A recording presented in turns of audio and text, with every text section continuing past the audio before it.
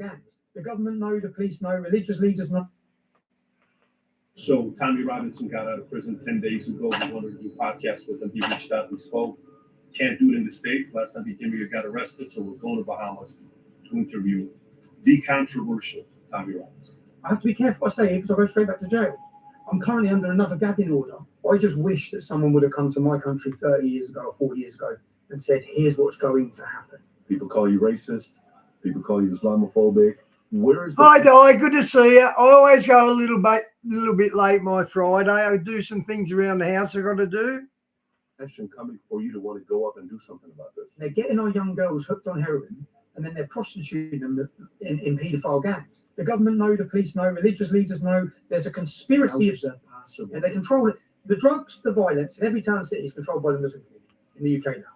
They are the mafia, and this is what Americans really need to get ready for. But who is for you now? Elon Musk spoke up on my behalf. Our entire prison system is controlled by Islamic jihadist gangs. Yours. Now yours will be soon as well. America needs to wake the hell up. Muslims beheaded in jail. In jail. Took his head off. They stabbed him up, and then they held him on a yard, and then they used bed sheets.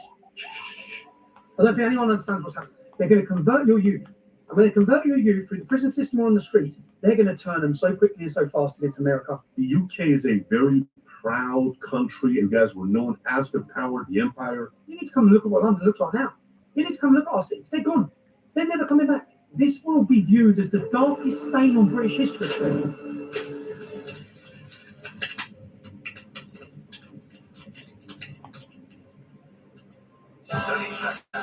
Did you ever think you would make it? I feel I'm so close I could taste sweet victory. I know this life meant for me. Adam, what you hear? The future looks bright. My handshake is better than anything I ever signed, right? You are one of one. They'll send you over there. I'll be up.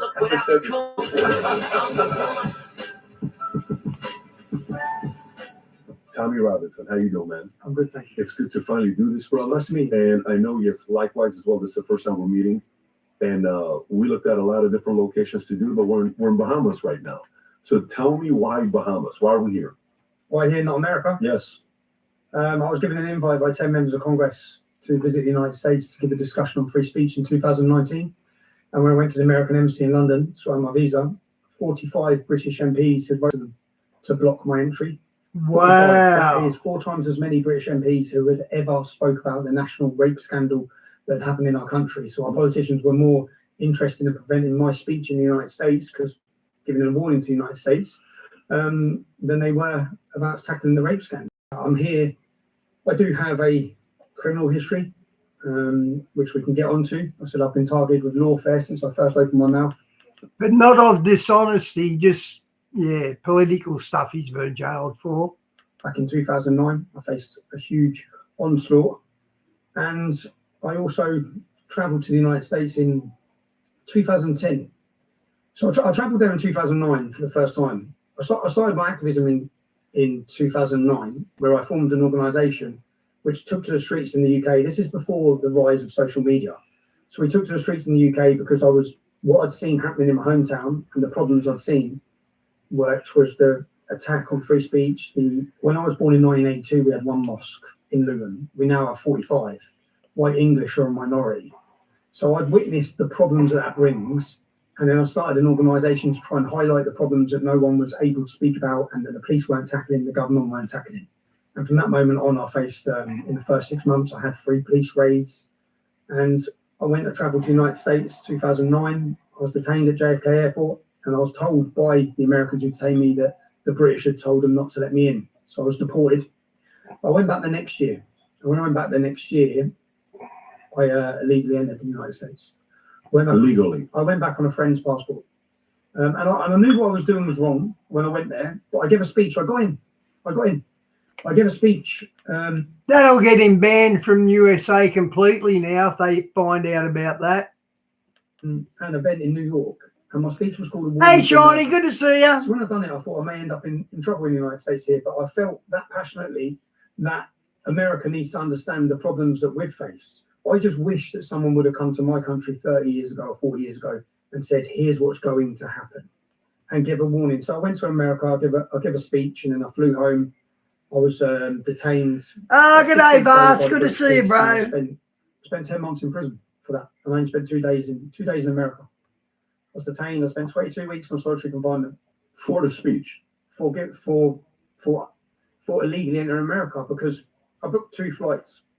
But isn't that a crime for the US, not for the UK? The US were not interested. I read all the documentation; they didn't care. But what the UK done is remanded me in prison.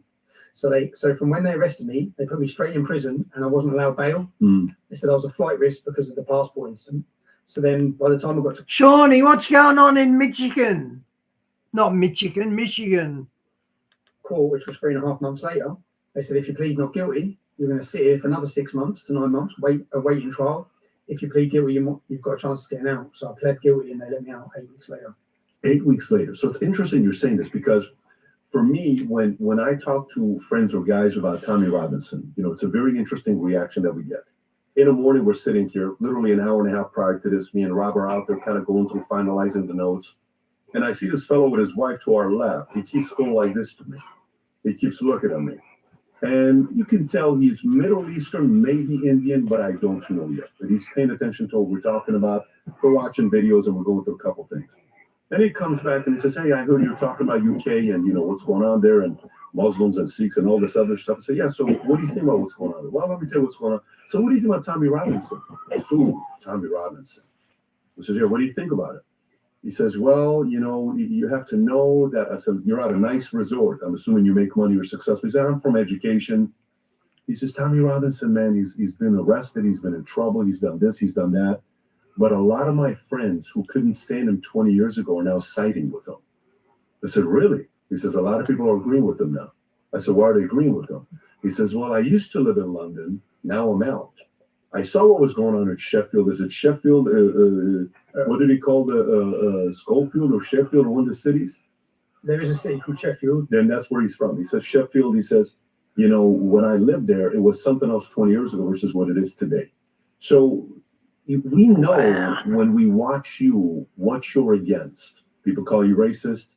People call you Islamophobic. I said, what would you ask him? He says, ask him if he's racist or not. I said, he's been asked that many times, right?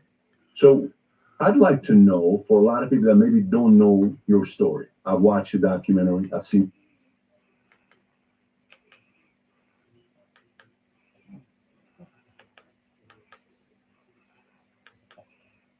I actually looked up that verse, and I'd like to read for it to you, and let me tell you what it really says here. It says, and fight those who believe not in Allah on the last day. Hold on a second. This must be some mistake here. I think it's just let me check it out. I actually have a Quran. Let me check it out on my Quran. This is obviously a typo. We're going to get down to hold on, let me see what Shawnee is funny. it says over here. All right. David, it didn't say that. It says fight those who believe not in Allah on the last day.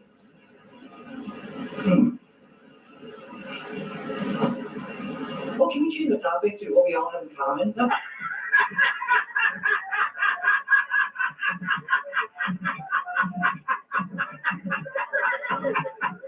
Yeah, that was funny, I must admit.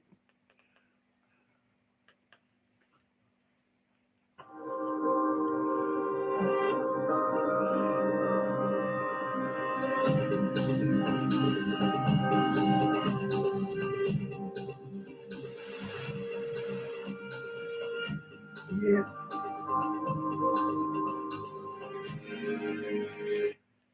Documentary. I've seen your content over the years. I've seen you back and forth with peers from 10 years ago to now to all the stuff you got going on. I see your feud with you and Dan Bilzerian online, and there's a lot of different things that's going on. What are you against? What are you for? I'm for Britain. I love my country. I want my children to grow up in a safe and prosperous Britain. And there is no one like the gentleman you spoke to. I was so far ahead of everyone else who now sees the problems. And the reason I was far ahead is, as I said, I was born in Luton Town. I've watched the change. I've seen it firsthand. And when I grew up, you have to understand, Luton is a multicultural town. And if you line up my friends and you took 20 of us, we're all sons of immigrants. My mother was an Irish immigrant. My friends are St. Lucian, Bulgarian, Italian, Jamaican. We're all sons of immigrants. But growing up in that town gives me, so many other communities get blamed for the problem of immigration that we're seeing in the UK. And I take a lot of flack from this from all sides. So David Cameron come out and said multiculturalism's failed when he was Prime Minister of Great Britain. Angela Merkel said multiculturalism's failed. For me, I think that's weak and it's cowardice because Islam has failed. The Sikhs haven't failed. The Jews haven't failed. The Hindus haven't failed. In fact, no other communities have failed to integrate and assimilate into Great Britain. It worked. And my hometown, and I can only speak by experience, is a perfect example of that. So any Yeah, Shawnee, I don't want to fight Big Pharma. It's a fight I can't win. It's not my fight. journalists who come to Luton, which is where the English Defence League started, and it was born out of frustration. Luton, by the CEA, was named as the epicenter for terrorist atrocities in Europe. That's Luton. The head office of Al Mujahideen, Omar Bakri, Abu Hamza, some of the country's most feared radical jihadists, their head office was in my town. So to some people, this is a faraway story. When people go to fight for ISIS or they commit terrorist atrocities, it's just something you read in the news. I went to school with them. I grew up with them then. I've got friends who I grew up with who converted to Islam in jail, who are now part of those groups who have done jail for becoming ISIS terrorists.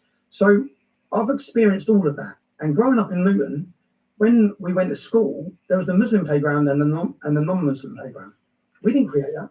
There's just there's total no assimilation. And I challenge every journalist that comes with me. I challenge anyone. And any American journalists who have come, I've had to come from the New Yorker, all different magazines. I said, right, I'll meet you in Luton. I said, now I'll give you a challenge. You go out in that town and find me Muslims with an... Shawnee, I had no problems with the jab until it come up to the COVID jab. When that went on, I knew something was fishy. I didn't mistrust facts before that because they never really done anything bad. non-Muslim. To me, anyway. That aren't selling drugs. Find me a group of Muslims that have non-Muslim friends in amongst them. You just won't do it. You will not find it. Every group of white children are with black children. Every group of black children are with white children. I'll bring it back to even our school dinner tables. When you go into our school dinner halls, everyone's sitting in the mix. Whites, blacks, Indians, Chinese, because we're very diverse. And in the corner, there's 8-10 tables of Muslims.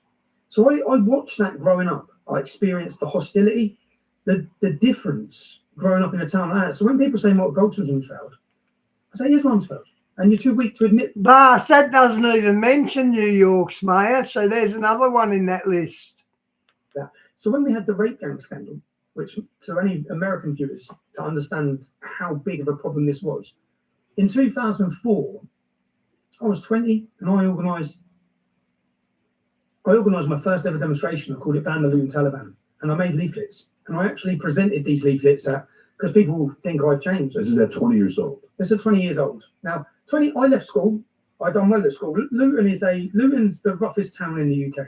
Yeah. It has the most poverty. It's a rough and violent town. Were you ever part of a gang growing up or no? No. Yeah, I grew up in the toughest town in Sydney, and get this, it was called Blacktown because it used to be the Aboriginals. I'm part of any gang. Many of my friends, just because of where I grew up, are involved in criminality. Tough guys. Tough, yeah. At 16 years old, what were you doing? At 16 years old, I left school and I'd done an aeronautical engineering apprenticeship with Britannia Airways. So I studied for 4 years to fix airplanes, to become an engineer. I saw that. Yeah. Yeah. So I did that. I done well. I didn't try at school, but I naturally done well. I got an A in maths. I got 5 B. Well, Diane, things like that are happening a bit more often now with this AI. This is getting really bad.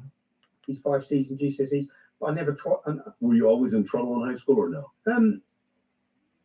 Trouble as in I was a jack the lad. Were you arrested? No, never arrested. Never arrested. Nothing like that. No fights. Altercations. There was fights and altercations.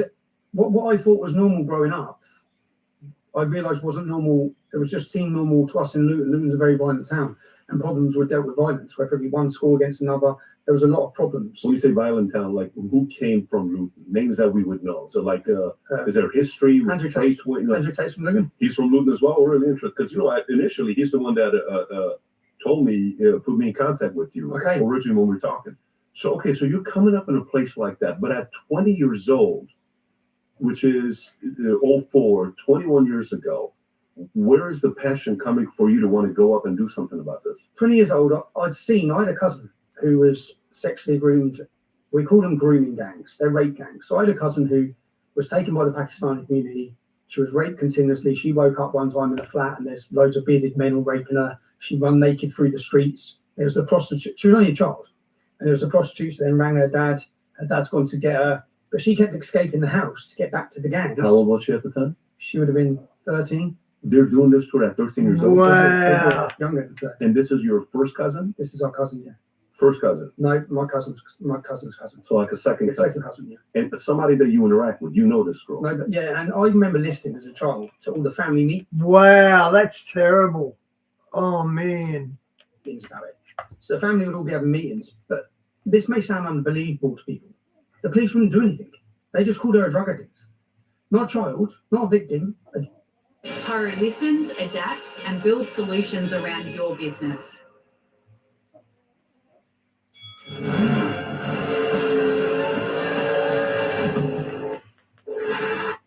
Okay, Vas, a Mossad agent, what would be the reason for it to be a Mossad agent?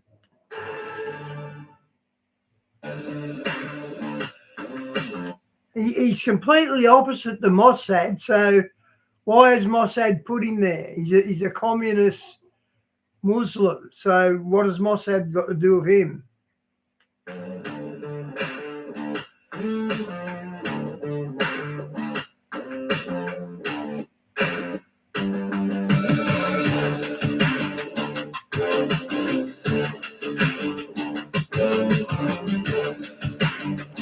Sorry, guys, I was reading the chat. Yeah, because what they do is the process is they get a young girl, and they groom them. And the grooming period is they give them trainers, they give them phones, they give them alcohol. Yeah, Di, this guy's pretty well respected, isn't he? Or cigarettes, and they're nice to them at first, and then they get their confidence and they separate them from their family. They say your mum and dad don't trust you. I did see him interview a guy who said we never went to the moon, and the guy was laying out all his evidence, and basically he blew him off. He didn't want to know about it. Treat you like a little child, and there's a process that Did you post that link, Di? That might have come from you. these children go through, and then they get them into sexual relationships with one man at first, and then that man will manipulate the girl, and before they know it, there's 10 men on them. And then literally there's stories which people would find amazing, that in some of the houses, the girls are in the houses, and there's men queuing at the doors to go in one by one to rape them and rape them and rape them. And people, so I'd seen this, and in 2000, I was, as I said, Diane, that's a lot of money. You remember Emerald Dreamer? He'd get something like, how much in American? Probably about $1,200 a month in America for YouTube. He'd get paid from YouTube. He got £1,500 a month. So that works out, I don't know what that works out US, but 7 million, geez, that's a good earn. was successful. I was doing all right for a young man. And it was the Beslan Massacre. And the Beslan School Massacre. To anyone who doesn't watch that, you should watch it. I was young, and I remember watching it, and I was 19, 20, I think, at the time. And I saw that in Russia, the Chechens had gone into a school, and the jihadists had took over the school. And all the parents were outside the school. So imagine this. Your kids are in school, and you hear this terrorists have took... I remember this, and you know what they done to the terrorists? No, that might have been a movie theatre. They put anaesthetic in the air conditioner and killed them all, but it killed the victims as well. Control of the school. From the guys from Chechnya. I'm sure it's Chechnya. So the parents are outside the school, and I remember watching the mums drop on their knees, and the parents as they started massacring the children inside the school. So all their kids are getting murdered. And I remember watching it thinking, that's not one person doing it. There was a whole group of men that done it. And then just a month later, I'm watching Muslims in Luton get interviewed in a chicken shop in Luton. And they're saying that this was a justified attack and it would be justified in an English school. And from that moment on, that was my moment. Because I remember I watched this man say it. His name was Saif al-Islam, which is Sword of Islam. And I watched him say it, and I thought, who is he? And by this time, I was involved in, the football scene in the UK, where many would look at it as a football hooligan scene, where lots of young men go to football together and certain clubs would have rivalries with each other. I was involved in the football scene. I remember looking at this group, and that was my awakening. I looked at the group and I saw Al Mujahideen, the man that was talking. And then the more I looked at them, I saw Omar Bakri, Abu Hamza. I saw all of them were part of this group. I love he was a football hooligan. Means you can fight. 60% of the terrorists in UK jails are part of this group. And then when I looked at them, I saw the head office was on Biscuit Road. So I started looking at what they were saying, and on their website, and then they had a paste table set up in our town centre. We have a bakery called Don Miller's. And I went down to the paste table and watched what they were doing. I thought they were literally recruiting to send people to fight against our armed forces at the time, Afghanistan and Iraq. And they were openly doing it, celebrating it, sending so many Muslims out there to be radicalised, to fight in jihad. And I'm thinking, how are they doing this in our town centre? How are they How old are you at the time? You're 20 at the time? I was 20 at the time. So then I made leaflets. And remember, we'd seen our daughters, our cousins, our relatives, so many girls at school. When I went to school, I knew so many girls that were being raped and prostituted. But at the time, as children, we just saw them as being with all the older Pakistani men. So a lot of the kids would view the girls as slags. We're looking at the girls thinking they're all with all the older Pakistanis. As children, we weren't viewing them as victims. It's only as you grow up that you realise they're kids and they're being taken by men and raped. So I'd watched all these things going on. I'd seen a lot of it. So then when I saw them outside the town, when I saw them doing these protests, I wrote leaflets and I called it Ban the Luton Taliban. And I went to all the lads that went to football and said, we've got to do something about these terrorists. They're in our town centre every Saturday. And the more I've looked into them, the more then I started looking at Islam and understanding why these people think the way they do, what's their ideology. And I'll be honest, it terrified me. It terrified me that there was 82 million. Wow, that's crazy, Di. I'm stuck on 379 subs. I think I owe them money. such a large group operating day in, day out that weren't being challenged. So I wrote these leaflets, and in the leaflets I said whites and blacks are being religiously and racially targeted. And I say this because we have, if you're black or you're white, and there were drug dealers or criminals within communities, which are in every community, the police would crush them. Yeah. But the Islamic community, they're driving around in Lamborghinis and Ferraris. We know which shop. Guys, it's not the same here. Our police have got a branch called the Middle East Organised Crime Gang, and they go after them everywhere. We don't let them get away with nothing. Yeah, I'm proud of the way we've taken care of the Muslims in our terms. They're using to front heroin. And I said in this leaflet that they're using heroin as a weapon against our communities, and they're getting our young girls hooked on heroin, and then they're prostituting them in paedophile gangs. And this was in 2000, so no one knew about this. And this leaflet went on the front page of my newspaper, local newspaper. And in it, I said that we don't have a problem with your average Muslim, but there's a problem what's going on here, and someone needs to tackle it. Now, the response I got from that, I faced full backlash from every single Pakistani Muslim gang, because our town is all 50% Pakistani. They wanted to target me, they wanted to attack me, my mum's house got smashed up. And in that leaflet, I named a gang. They're called the Gambino Gang in Luton. Very original for Pakistanis, call themselves the Gambino Gang. But they deal with all the prostitution, the drugs, and that was in 2000. And fast forward, the Gambino Gang all told on each other anyway, the mafia ones. to 2007, our national newspaper started running articles about how the Gambino Gang are linked with the jihadist groups and how they're funding all the terrorism. But I've done this in 2000, and I faced a massive onslaught for it.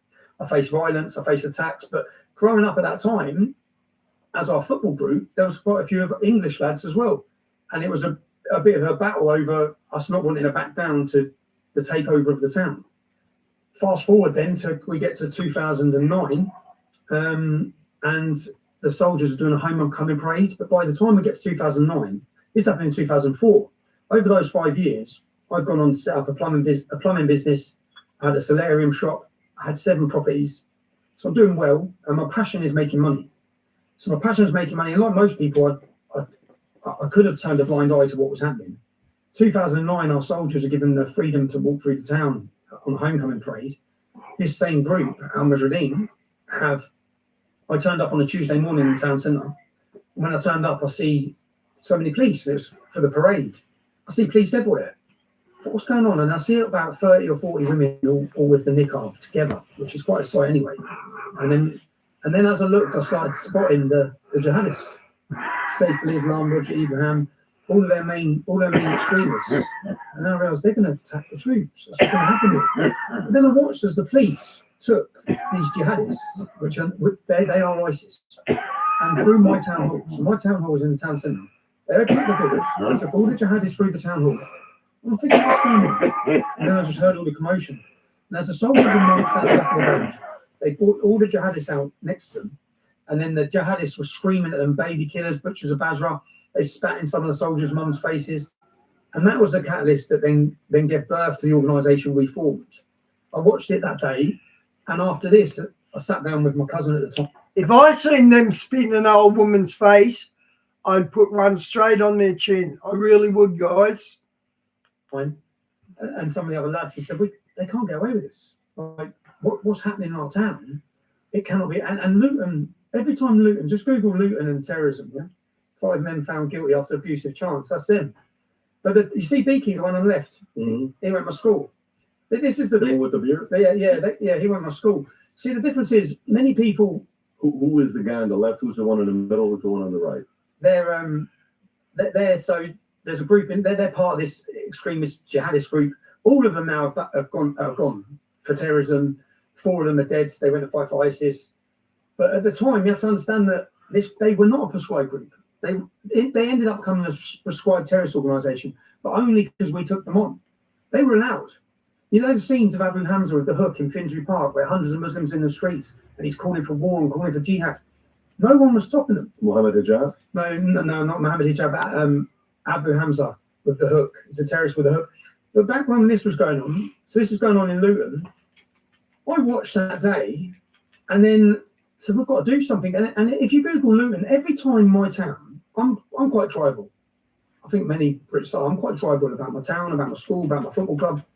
And every time you heard Luton town mentioned, it was to do with terrorists. And this incident, but this went worldwide. And every time our town, and I love our town, I love my town, it's part of who I am. And every time it's mentioned, it's to do with extremism and jihadists and terrorist plots. 7/7 plot, they cracked their bombs in Luton. Fertilizer bomb plot, Luton. Stockholm bomb up, Luton. Like so many of the world's planned jihadist attacks have been born out of my town. And that happened because no one confronted them. The security services didn't tackle them. We then formed an organisation, and our purpose was to confront these gangs. And then it forced the government to prescribe them as terrorist groups. But they hadn't been prescribed. What they'd been given as jihadists is a free rein for 20 to 30 years to radicalise and recruit in towns and cities across the country. I thought it was a local Luton issue. Remember, I didn't really live in Luton. I was 20 years old. By the time this happened, I was 25. So we started an organisation to challenge what they were doing, highlight what they were doing, give birth to the English Defence League, which spread across the country. I went from working on a building site to 6 months later being the leader of the biggest street protest movement Europe had seen. This is the EDL. This is the EDL. And we travelled the country and we took to the streets and it went like that. To explain it went like that. We went from this incident against our soldiers and they attacked them. So then I organised a protest in response to it to show that the people of Luton support our armed forces. And when we turned up that day, the police kettled us, and I bought a cameraman just because I knew what they'd do. So I watched that day as the terrorists were taken through the town hall. And when people got angry, the police drew their backs on the English. They didn't even look at the Muslims. They weren't searched. Nothing happened. They were just allowed to spew their hate. We organised something in response to that. And when we turned up, I bought a cameraman. He was a wedding photographer, a wedding cameraman. It was £450. I said, I just want you to film everything. And then when we turned up in the town centre, they put us against the walls, cameras in our faces, what's your name, take your shoes off, put their hands, searched us. And as they're doing that, I said, you didn't do this to them. You didn't search them. When they attacked our armed forces, you didn't search them. You didn't take their names. You didn't abuse them the way you're abusing us right now. And then when we went to try and get to the war memorial, our big thing was, this happened at our war memorial for our armed forces. In that regiment, Scott Muntridge had died. He's from our estate. Another boy who was 19 lost his legs. We went to pay our respects and they were attacked. So it was I said, you could have lit a match and our town would have blown up. That's the feeling in the town, how angry and frustrated we were.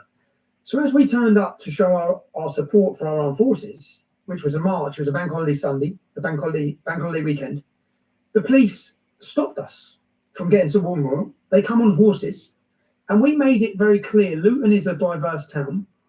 When you try and talk about these issues, anything nationalist, anything waving the St. George's flag or the Union flag, it attracts, I always said it attracts the brave and it also attracts some idiots.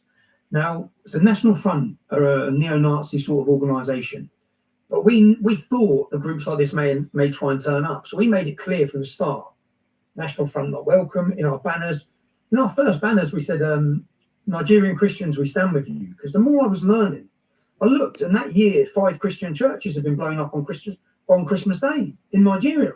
Didn't even make our news. So I was looking at this jihad that was going on around the world, and I was going down a rabbit hole and understanding what it was and looking at all these It's 5 months old, guys. things. But we'll go and show our support for our armed forces. And as we turn up to show our support for our armed forces, the police kettled us. And for 3 hours, they held our community. My auntie was there. She had to urinate in the street. My friend, who's a little mixed race boy, police come past on a horse and hit him in the face with a Trojan, knocked his teeth out. And from that day, then it was like, we can't even protest about it. Like, you didn't stop them. And do you know what? Why though? Why didn't they stop them? They had never said no to the Islamic community. Why though? They're scared of them. Yeah. Why? So It's the same here. People are very scared of the Muslims. there was Bradford, the riots in Bradford, I think, which were in 2001. There was mass riots in Bradford where the Pakistani community come out and burned Bradford. But when they burned Bradford, they burned Oldham, so the riots spread. And I learned a lot of this by then talking to the police as well.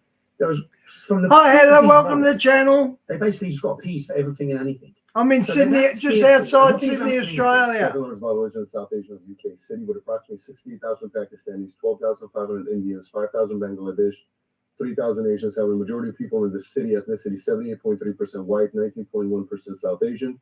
So And now that's changed. That's at least 50-60% Muslim. the city. Yeah, but from when they've done this, the riot spread to 5, 6, 7, 8 cities. Now, the Islamic community continually hold this, and our government, our politicians, all of them are so scared of them Why? because of the violence. Because You have to. So from the outside, we're watching it, right? So Yep. I like numbers. So I go up there and I said, okay, so I'm born and raised in Iran. So I lived in Iran for 11 years. I know what it's like to eliminate Muslim nation, what it's like, the tensions, the way they treat others. So I said, okay, let me find out what you were born in 84? Were you 80? born in 82. 82, okay. So Muslim population in EU from 84 till today, EU total, 84, 6 million, 2004, 13 million, 2025, 25 million. So they went 6 million, 13 million, 25 million today. They're doubling every 20 years. They'll be at 50 million in 2044, and then 100 million in 2064. So let's go to US. US 84, 1. And then they'll vote everyone out and take control of the government. That's what they do. It's called a cultural jihad. 2 million. 2004, 2.35 million. 2020, 24, today, 4.5 million. We're doubling every 20 years. We're at 4.5 million. Let's go to Canada. Canada, 150,000. Then they went to 600,000. Then they went to 1.8 million. They're 3xing every 20 years. So Canada's competing as well. But why are so many people afraid of them? I keep asking this question. The UK is a very proud country, at one point financial capital of the world. Everything flowed through you. You guys were known as the power, the empire. Why are they so afraid of this community that's completely destroying their identity? It's a mixture of things. It's a mixture of Because they're extremely dangerous. That's why. fear, but it also illustrates the power of political correctness. The power, and this is what Americans really need to get ready for. Because I see a lot of frustration coming out of America to do with immigration over the years for Hispanic immigration. And I'm sitting thinking, you've got no idea. Your borders have just been opened by Biden. It's changed. You had Mexican immigration for so many years. I wish we had Mexican immigration. When the Polish come to the UK and people are moaning, I think, what are you moaning about? Because I'm from Luton. But they're hardworking. They're Catholic. They're family orientated. There will be some teething problems like there were because my mum come from Ireland, but they will be proud in the end of their country and they will assimilate and integrate. But you have just allowed open border mass immigration to 8 million, 10 million, however many have come through your borders. And the numbers is the biggest problem. And you've now had Syrians, Somalians, Pakistanis, Afghanis, and all you have to do is just basics. Just look at the way they think in those countries. And don't take Tommy Robinson's opinion. Look at Pew Research, any of the top research things. 99% of Afghans want Sharia law. Their views on homosexuality, their views on free speech, their views on all the things are alien to ours. And the problem is, once they've come in and come such a powerful vote bank, like the numbers you just went through, I looked at the numbers from Manchester. So in Manchester, we had the terrorist attack at the Ariana Grande concert. When I looked at those numbers, they had 25,000 Muslims. 10 years later, 50,000. 10 years later, 100,000. So you said they're doubling every 20 years. Right, in Manchester, every 10 years. Yeah? Now, 100,000, if that becomes 200,000, and 10 years later it becomes 400,000, there's only 500,000 people live in that city. Now, 50% of the British public don't vote. 50% do not vote. They're disillusioned. That's us, the working class. We're fed up. Most people say they're not rich enough or poor enough for it to make a difference. But the Islamic community, and I can only talk from experience of Luton again, yeah? At the time, when I last looked at it, 2011, we had 19 mosques at that time. Everyone says convenience is complicated. Clever says bullshit. Imagine the possibility of selling beyond expectations. Harcourts, we make it possible. At 50, you're going places. Take the IMB Everyday 50 Plus account with you. Now, the leader, the mosques have one leader. They come together as the Council of Mosques. That leader sits down with the Labour Party, or Democrat Party. They sit down and they do a deal for the vote. And they do agreements and they give them concessions and they agree things. And then from that one meeting, they get 40,000 votes. Now, when we were challenging, when we had Luton, we were challenging the council, we were challenging everything that's happening. And my leader in my council, her name was Hazel Simmons, she just looked at us when I went to meet and she said, "There's not enough for you. Sit back. Well, we don't care. There's not enough for you." And that vote bank becomes so powerful. And the appeasement and the numbers as we talk about how big is the problem. If you look now, you've seen this whole thing blow up recently, first week of January, which was about the rape gang scandal. Yeah, I've done a 5-part series. As I said, we formed this organisation in Luton, the English Defence League. We challenged this extremist terrorist group. Yep. We followed them. That was our tactics, was to follow them, confront them, highlight them. When I started doing that, I visited towns and cities across the UK, and I had families crying. I mean, like some of the experiences I've had. So one father in Blackpool, they took his daughter. I mean, literally, people's daughters are being taken across the country. And the police, this may sound so insane to an American audience, the police are allowing it, facilitating it, accommodating it. The government know, the police know, religious leaders know. There's a conspiracy. How is that possible, though? Because when you say that to the average person, they say, okay, what is the incentive? Is it a money play? Is it blackmail? No. Is there do they need to vote? It's not like they're voting. Are they good for the economy? A Pew Research 2021 report says that 41% of Muslims ages 16 to 64 are economically inactive, compared to 24.7% of overall population. Inactive. They don't work. They don't contribute to society. They're out. 59% of. So, but there has to be something where one says that's why they allow them to do whatever they want to do and they can get away with everything. What is the motivation? How are they winning? Well, we can only go off what this. We can only go off what the research is. So when I first come out in 2009 with the English Defence League, I sat on a show called Jeremy Paxman, Jeremy Paxman was the most fierce presenter for Newsnight, the biggest political debate show. And I remember when I went on there, and everyone was excited, who are the English Defence League oppositions, because they said he's going to crucify me, he's going to finish me, because they viewed me as uneducated because of the way I speak and the way I talk and my background. America don't understand the class system that goes on in the UK. The working class was supposed to shut up, basically, yeah, and we're not allowed to have an opinion. And I remember going on there with Jeremy Paxman, and I sat there. And I tried to explain to him that our daughters are being picked up outside schools by large groups of Pakistani men kidnapped. And none of these videos have aged well for them. And he sat there and said, "You expect us to believe," like many people might be thinking now, "you expect us to believe that this is being allowed to happen?" So let's fast forward to 2015. For 5 years, I've gone around the country. I was on about the father in Blackpool. I can give you hundreds of these examples. The father in Blackpool, they take his daughter. When they take his daughter, the father and the son, Muslim father and son, they're both raping her. They ring him. So the father is getting a phone call. It's his daughter being raped. He has to listen to his daughter being raped. He rang me this is 2010 I first met him. I think it's about 2015. Wow. I get emotional thinking about it. I think it's about Things are that bad. Wow. 2015, he rang me up. She's back. Tommy, I've got her back. 2 kids later. So this is going on across our whole country, yeah. And when that's going on, we're fear-mongering. That's, remember, we come under immense attack. Hey, Lucky, And welcome back. Rotherham, you've heard of Rotherham? So Rotherham is the scapegoat city for these gangs. It's where they allowed the stories to come out. And it didn't come out to 2014, 15. I was sat in prison. And breaking news. What happened is a journalist called Andrew Norfolk. And the reasons he gave was he had known for years, this is his words, not mine. He had known for years that these gangs were operating, but he was too scared because they were all Pakistani men and all the victims were young English girls. And he says it was the far right dream. So why are you even thinking about politics or anything? Lucky, they had power for 5 years, LTG mob, and didn't they abuse it with their Black Lives Matter, tearing down statues, cancer culture? As soon as they got into power, they really abused it, and everyone's over it. They're really over it. Yeah. He said it was a far right dream.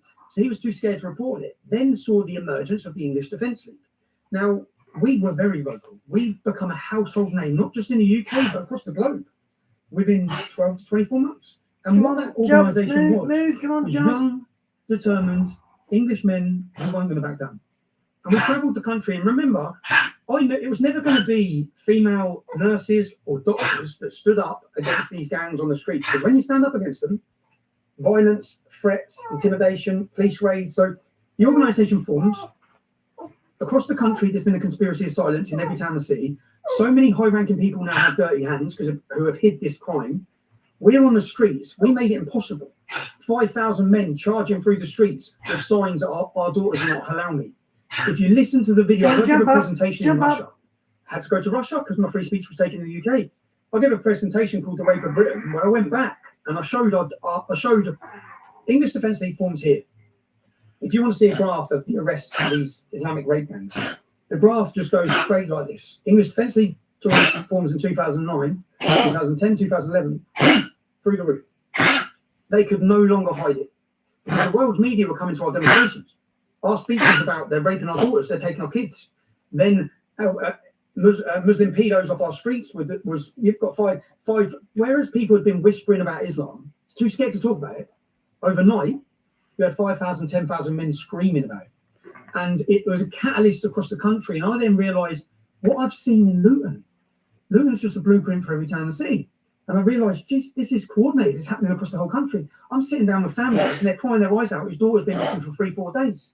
And they're going to the police and not getting any help. And all this was unbelievable. And fast forward to 2014, 2015, this big study come in the city of Rotherham. Rotherham has a 3.7% Muslim population. 1,400 children they found that had been raped. There'd been murders. But in that city, the investigation. Over 1,400. I can't imagine them numbers of victims. Found, the police knew it was happening. They were too scared to tackle it through fear of being branded racist. So say that out loud. This is where you need to understand, as the United States of America, that the Democrats, because remember, many of these Islamic immigration will end up in Democrat cities. They will then become that powerful as a vote bank. And that's what happened in many cities across the UK. That the political party care more about the votes and power than they do about, they'll sacrifice the kids. And that sounds insane. But when you look at the numbers, so Rotherham, 3.7% Muslim population, 1,400 children have been raped in that town. When that come out, and the study come out, some of the examples, Patrick, two dads get together. Their 13-year-old daughters are in a house, 10 Pakistani Muslim men raping them. The dads turn up at the house to get the kids back. Remember, this is not me.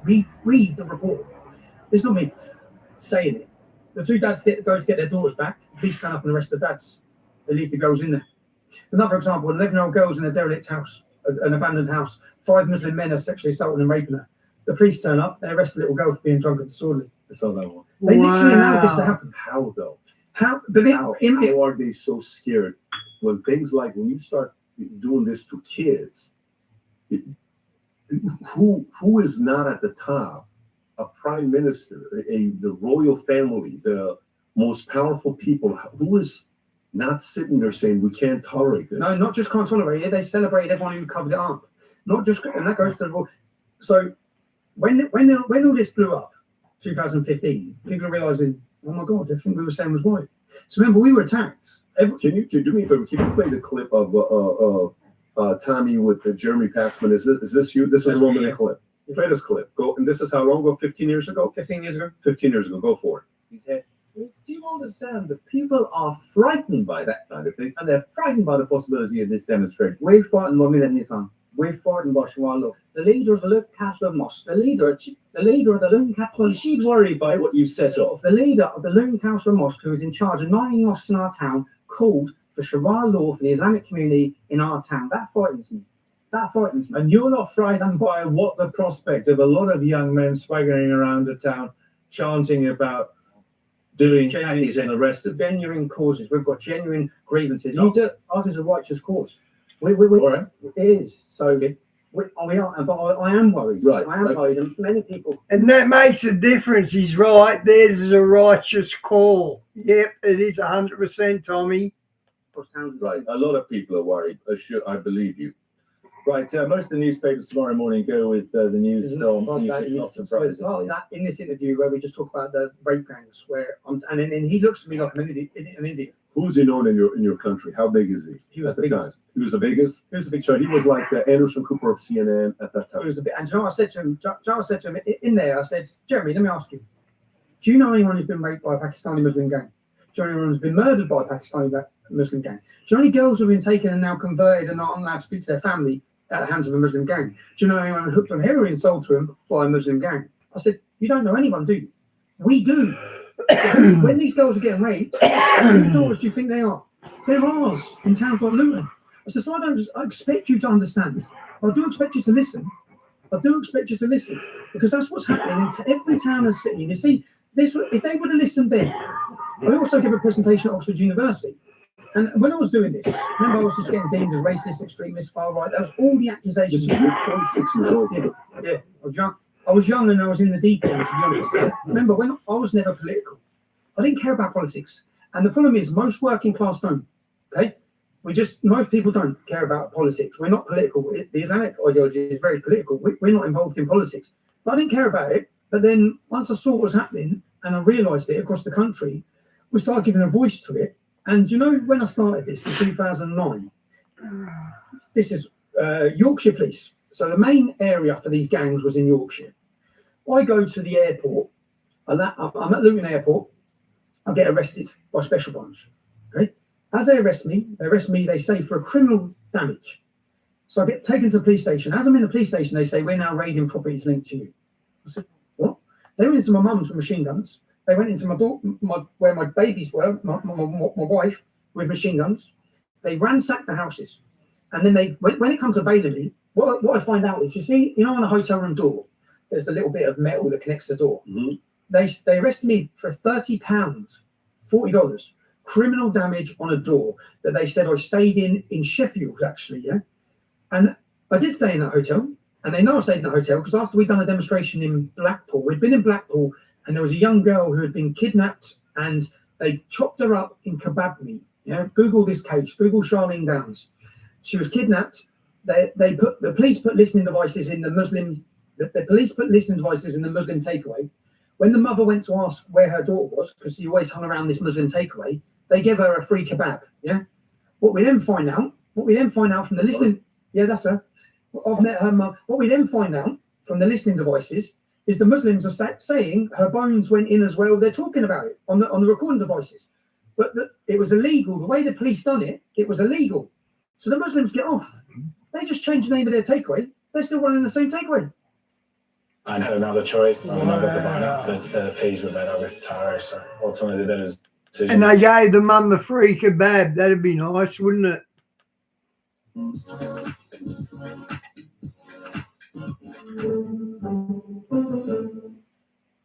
In a Greek family, when you're told not to bring a thing, just bring Chris's Greek said yogurt.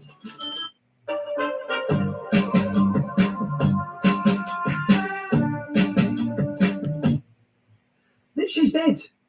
But these sort of things weren't making national news. These sort of things are going on across the whole country. But it had been silenced. Everyone was so scared. So fast forward, the report come out. When the report come out in Rotherham, and again, you're asking the important questions. Why? Why did no one do anything? And I ask these questions. But for asking these questions, that's why they want to shut you down. So why did no one do anything? And it wasn't just Rotherham. Then we had reports come out of Telford.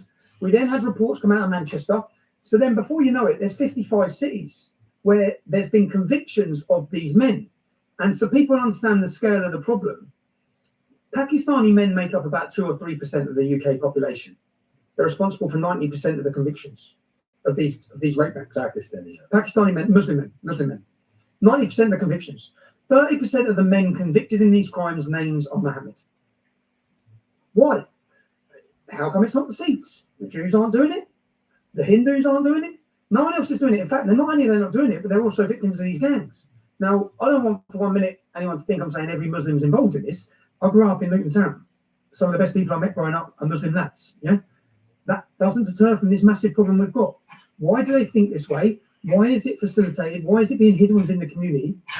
And why will no one tackle it? But when I started first talking in 2009, this is to understand the. Hey, Lobo, good to see you, mate. So if you're the head of the police in Rotherham, who's now in charge of counter-terrorism, the head officer who was in charge of Rotherham at the time of this great gang scandal, who knew it was happening, yeah, Yorkshire Police, I'm in Luton, that's a 3 or 4 hour drive. Who arrested me at the airport when I arrested my special branch for this hotel? 30 officers from Yorkshire came down. When they bailed me, they gave me conditions, which I'm still getting now. My bail conditions, remember, it's silent, no one knows what's going on. Then comes this group coming out of Luton Town. Here come these working class men on the streets of every town and city. Who's organising it? Tommy Robinson. Where's their next city? We chose Bradford, which was where all these gangs are. And we're coming to highlight the grooming issue. So I get arrested by special branch. I then get released on bail. I'm not allowed to send emails. They ban me from sending emails or go straight to jail. I'm not allowed to be in a group of 2 or more English Defence League supporters. And my bail date, I have to answer bail, is the same date that our demonstrations on. I then put in a complaint through the IPCC, the Independent Police Complaints Commission. And I've got all the paperwork for this. I put the complaint in saying, look, I believe you arrested me on this date on a fabricated charge. We find out in the investigation it was fabricated. The manager of a hotel said, I've never done anything. Yeah. So they fabricated a charge in order to come down in a big police raid. And most of this is about pressure as well, to dawn raid my house. When I first started this activism, my mum was crying, my wife was crying, my whole family were crying. They're all telling me, stop, Stephen, stop. And in those first 3-6 months, I had 3 dawn raids like this, where I was come in my house. So they were still trying to put it back in and hide it. Then we carried on for 2 years. We carried on highlighting these issues. In 2015, when the Rotherham scandal broke, people realised he was telling the truth. So that's why all these interviews I've done, they're like, well, he was right. Who's with you now that wasn't with you? Who's the biggest great question of you now that back in the great days? Question. Because I just recently saw Nigel Farage is no longer supportive like he used to be. He distanced himself from you. And I think, if I'm not mistaken, Elon said something about Nigel Farage. He wasn't too complimentary of him like 3-4 months ago. But who is for you now? Who's starting to say, Tommy's got a point? So Nigel Farage has never been for me. Nigel Farage has always played the political line and worried about trying to distance himself from me. What they don't realise is, so up in 2015, that's when I started my journalism. So in those early days, it was about being out on the street, getting 5,000, 10,000 people, telling people, here's what's going on. And then I realised this, So I realised, well, I need everyone to see what I've seen. I need people to know what I know. I need them to understand how Islam operates, how they think. I need them to understand the scale of this rape scandal across our country. So then I became a journalist. I started making videos. And within 6 months, I was the most watched journalist in Europe. I blew up, absolutely blew up. I started working for an office. I said, look, I'm trying to make money again. I'm trying to get my life back on track. I've faced the full weight of the British establishment. Do you know when I first started this? I knew I'd face threats of terrorism. I knew I'd face violent beatings. There's 5 Muslims in jail doing 30 years. They got caught with guns and bombs and IEDs and to kill me. I've had 12 government official Osman warnings telling me there's plans to murder me, not just me. My ex-wife got a knock on the door. There's plans to attack you with acid. My mum and dad, even recently, as 8 months ago, I had to fly them to another country. I was sitting in jail recently, and my son was playing me recordings over the phone. Charlie Kirk, Steve Bannon, Elon Musk spoke up. The Peterson made a personal video. Tammy Peterson travelled to the prison to try and visit me. There's been a massive shift. But that shift, I've slowly watched it. And I give speeches in 2015, 16, 17, 18, And when I was giving a speech, I said, when it swings from left to right, no one's going to stop it. You're not going to be able to stop it because it has to happen. This has to happen. And the only way it can happen is when the population are educated and understand what's happening. So, yeah, but all those names you said are not in UK. Who in UK is a big supporter that's now saying we got to get to the bottom of this with influence? Not with me. So many of the politicians now, the same politicians, whether it be Nigel Farage or the same politicians, even Kenny Badenoch or now the Conservative Party, all of them are now talking about this grooming issue. But none of them, they still all condemn me and attack me. They still all, any of the people, do you know what's happened is, we've shifted the open window and made it acceptable to talk about, but many of them still say, attack me, to then feel free to discuss it. They still use me as a scapegoat. And in these figures, and this is the biggest thing for America, I was outside of courts. Once I started doing my journalism and reporting, I was outside of court in Leeds, and there was 30 men on trial. And what happened in these early cases? So once they had to start addressing these gangs, they started making arrests. And when they started making arrests, it would go to court. And you might have 10 men on trial. Say, for example, there was a case in Oxford. Now, one of the girls in Oxford, they took her tongue and they nailed her tongue to a table. This was a child. This is what the rape gang's done. Another girl in this area. This was documented. It's all documented. All documented. And this is why I'll get onto the recent, yeah. Another girl, they got a hot iron rod and it had the letter M. And they heated it up. And they took this 11-year-old girl and they stuck it on her bum. And they scolded her like you scold an animal. And they scolded her with the letter M because she was the property of Muhammad. They took children out and doused them in petrol. This is what they took them out and doused them in petrol in the woods and said, we'll set you on fire. So then these children, they used them and they threatened their families. But this is all going on. So when the first cases started coming to light and they're going through the courts, this is getting reported. And what the men are saying to the girls, you dirty kafar, you gura, which is white girl, you filthy gura slag, everything the men were saying and the reason why they're doing it was coming out in the media. So we're getting to know. What the authorities then did is they put a blanket reporting restriction. So the first few cases, people started hearing what was going on. Then now, any of these scandals, they have a reporting restriction. So when they put a reporting restriction, for example, there was a case in Leeds, 30 of them. It was Huddersfield, one of the biggest rape gang scandals in our country's history. 30 Pakistani Muslim men, they've been raping 100 girls, torturing them, raping them for years. And now the authorities are having to deal with them. So they take them to court. So I go outside the court and I'm reporting. And they put reporting restrictions. So this is what they do now. Yeah? And those reporting restrictions prevent anyone reporting on anything that's happening.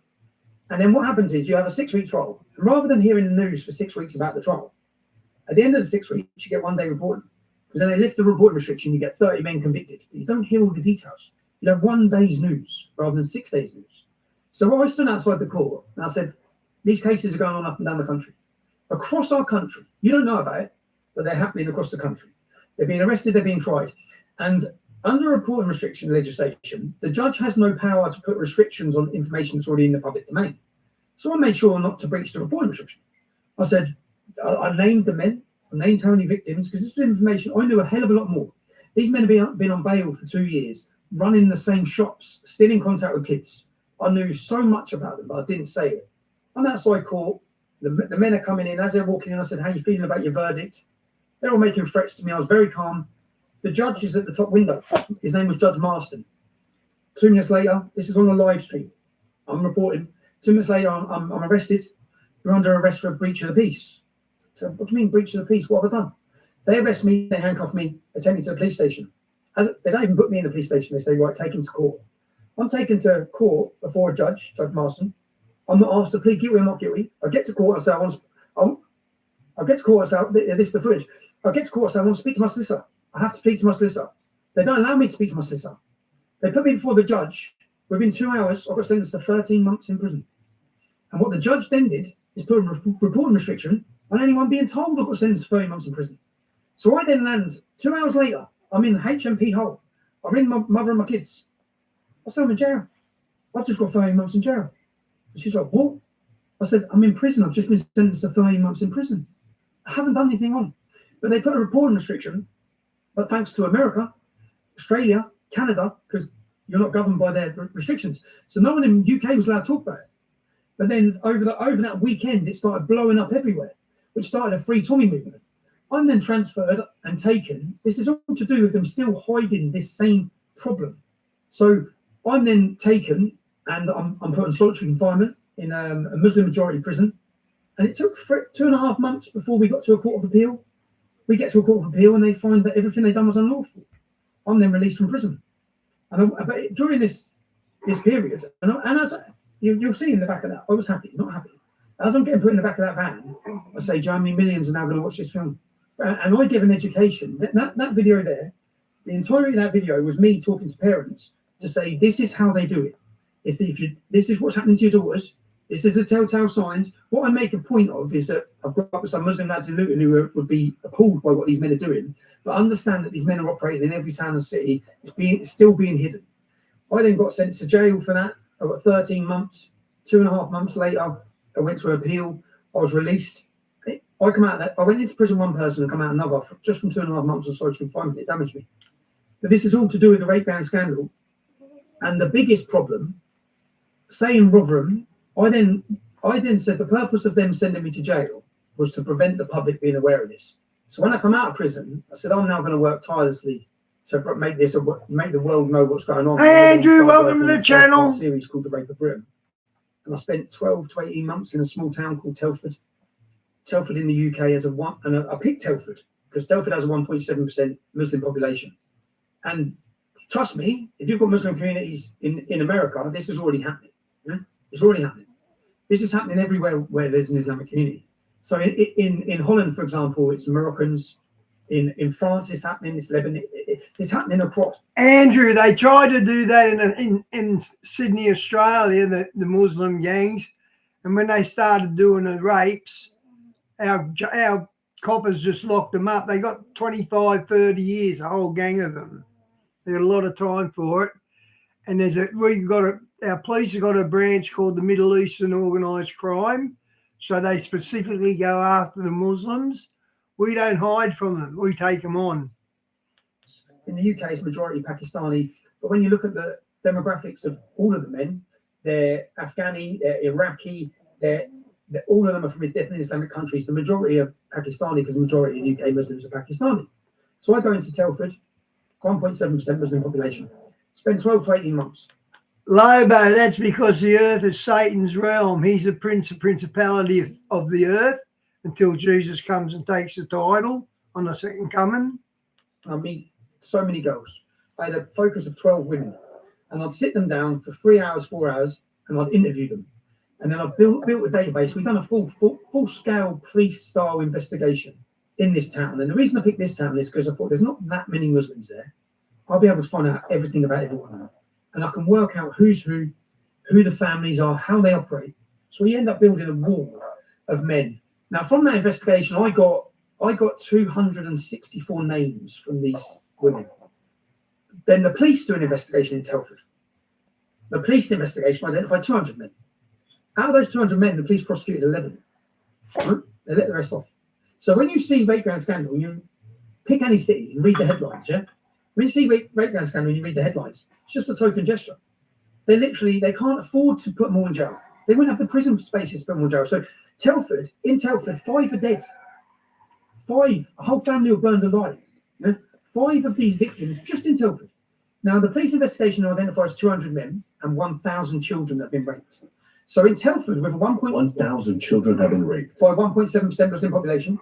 When you look at the 1.7% Muslim population, roughly 3,500, 4,000 Muslims, you take away the women, you then take away the under-16s, you're looking at the police figures of 200 is 20%. Our figures, 264 we had named. Then there was an independent inquiry, which got 300, 350. So you're looking at 20 to 30% of the Muslim men in that town are raping young girls. Now, this is where you get into understanding why the Labour Party have not dealt with this. Yeah, this sounds, and you can watch my 5-part series. Now, we find police officers involved, Crown Prosecution, sir. That's well said on your last comment, mate. Of his politicians. With Tara, put in your items, tap, tap, tap, it all just works. That's 5-star simplicity.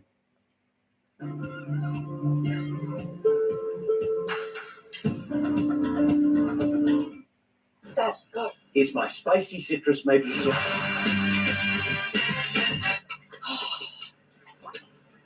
Oh my god. Get this. Dad, cringe.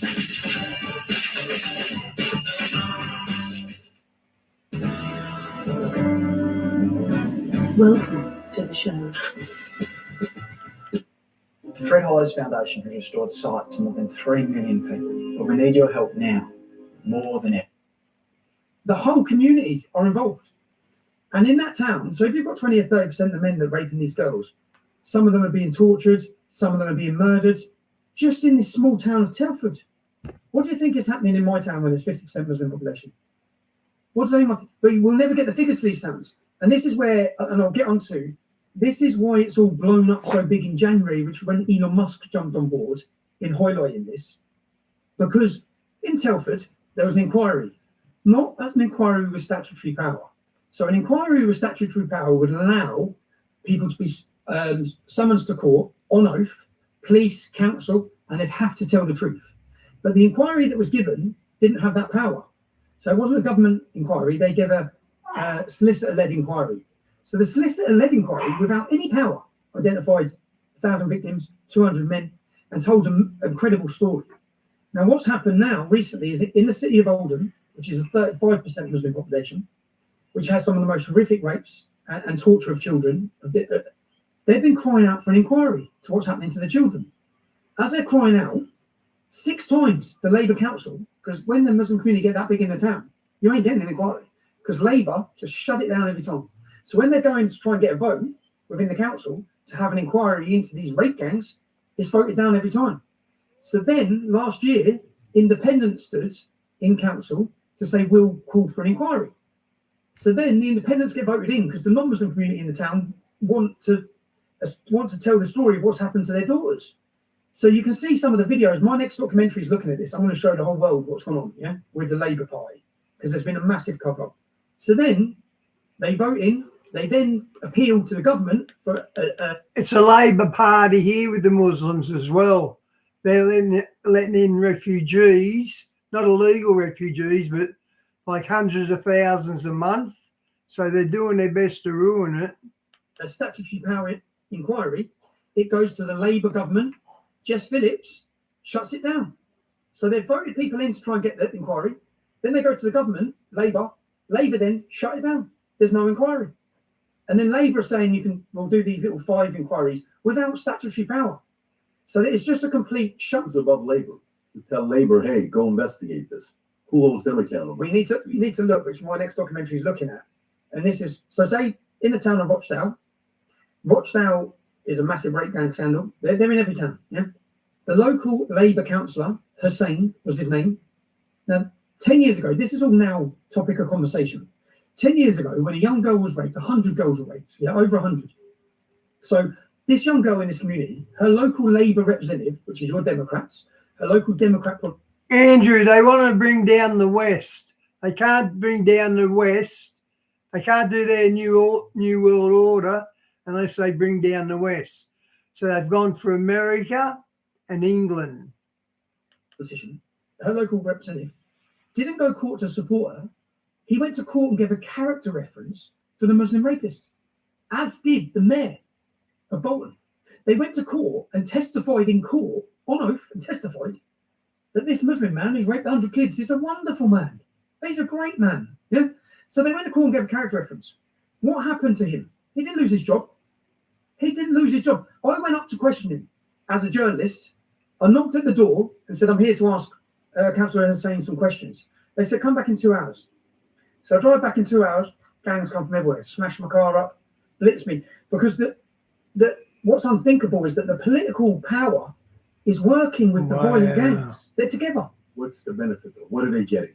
What are they getting? But because back in the days, if you look at the Italian mob, right, what they did, they had them bought. So they paid them off, and it was a model. Hey, we have this many cops, this many judges, this many this many that.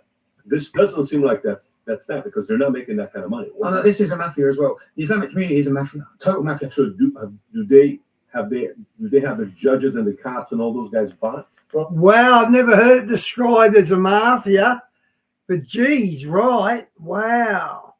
What was it paying them off? Episode 1 of the Rape of Britain that we produced, we track down, we get witnesses and testimonies. So this girl had been raped. and this girl's Nicole, very brave young girl. She's been raped at the age of 13. She gets pregnant. They get DNA from the fetus of the baby. Yeah, they get the DNA. So we have all the paperwork. 100% DNA match on the Pakistani rapist who drives a Lamborghini, who's age 23 or 24. Yeah, so they get the DNA match. No further action. There was no further action. Okay. Now this girl's dad at the time worked in the restaurant of one of the gangs because they're all coordinated. Yeah, he used to work there. Now we had two different witnesses who witnessed the chief inspector, police officer, in the restaurant with the gangs. It's the head police officer because it works as a mafia. They're making so much money. Yeah, they control it. The drugs, the violence in every town and city is controlled by the Muslim community in the UK now. They are the mafia. They control everything. And whoever controls the drugs controls the towns, controls the streets. Whoever controls the streets controls the towns. And what kind of money are they making? Insane money. Give me an example. Millions. That's not a lot though. Look, are they, because to own judges, to own, I wouldn't say that they own judges, to own police officers, yeah. So they own police officers, which we show. So I go police officers, to be able, so for me, to be able to get away with this, you have to either bribe, where you have intel on them, which they don't. That's not their business model. You have to buy local small judges and cops and senators and Congress and buy them up, which they're not making. They don't have to buy them up because the Muslims scare them off already. So no, he's wrong here. Making that kind of money to be able to do that. You have to be feared because it could come to you, but fearing them to do what to you. I'm trying to really find out why. Political power. They don't have to pay. Yeah. Okay. So maybe let me ask you a different question. So Elon Musk said something about Starmer, right? He tweeted something about him. I pulled up right now prime ministers in UK from 2005 to 2025. Tony Blair, you got Gordon Brown, Labour Party, Labour, Cameron, Conservative, Theresa May, Conservative, Boris Johnson, Conservative, Liz Truss, Conservative, Rishi Sunak, Conservative, and then Keir Starmer, Conservative, Labour. You mean David, Teresa, Boris, Liz, and Rishi? While this is going on, they knew about it and they didn't do anything about it? All of them knew about it. Well, so remember, they were responsible for open border mass immigration. The reason being, open border mass immigration, the problems I'm talking about are the problems that come from that. Now, if you were allowed to really look at it, then whose failure is it? Why are these girls getting raped? It comes down to their political failure. Their decisions to allow mass immigration into our towns and cities.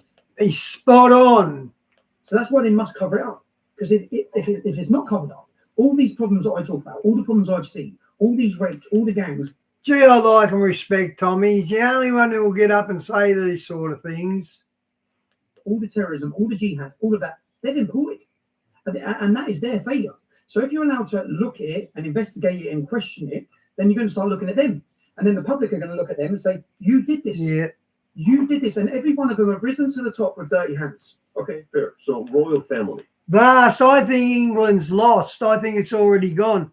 How can you come back? You got so many Muslims embedded in all over the towns. I can't see how you're going to come back from that. Who has more power, prime minister? Not you, but the UK. The royal family is going to allow, we're Americans, right? So we're on a completely different place here. But when we think about your politics, can't the royal family sit there and say, what are we doing? The rich history that we have, are we going to sit here and be okay with this happening to us? Okay, so look at a case in Manchester. Young girl, what's her name, Victoria? Young girl, 15. Okay, obviously King Charles hadn't had his dinner for Ramadan yet, because Tom doesn't know about it. He held a dinner for all the Muslim imams and that, and there's a long table, like probably 20 each side of the table, and he was the host, and it was Ramadan, Muslim stuff. Drugged with heroin by King Charles I'm talking about. 55-year-old Muslim man, raped. When she was killed, that launched a police investigation. They made, I think, 100 arrests. When they made these arrests, there was the police officer in charge. I'm speaking from memory here, but I've done this before. So the police officer in charge, they make 100 arrests. They arrest them. They give them their court date, their pending court cases, and then the Crown Prosecution Service collapse. Gone. Everything's gone. Remember, this is when they're still covering up, yeah? So the police were forced into doing an investigation because a young girl had died.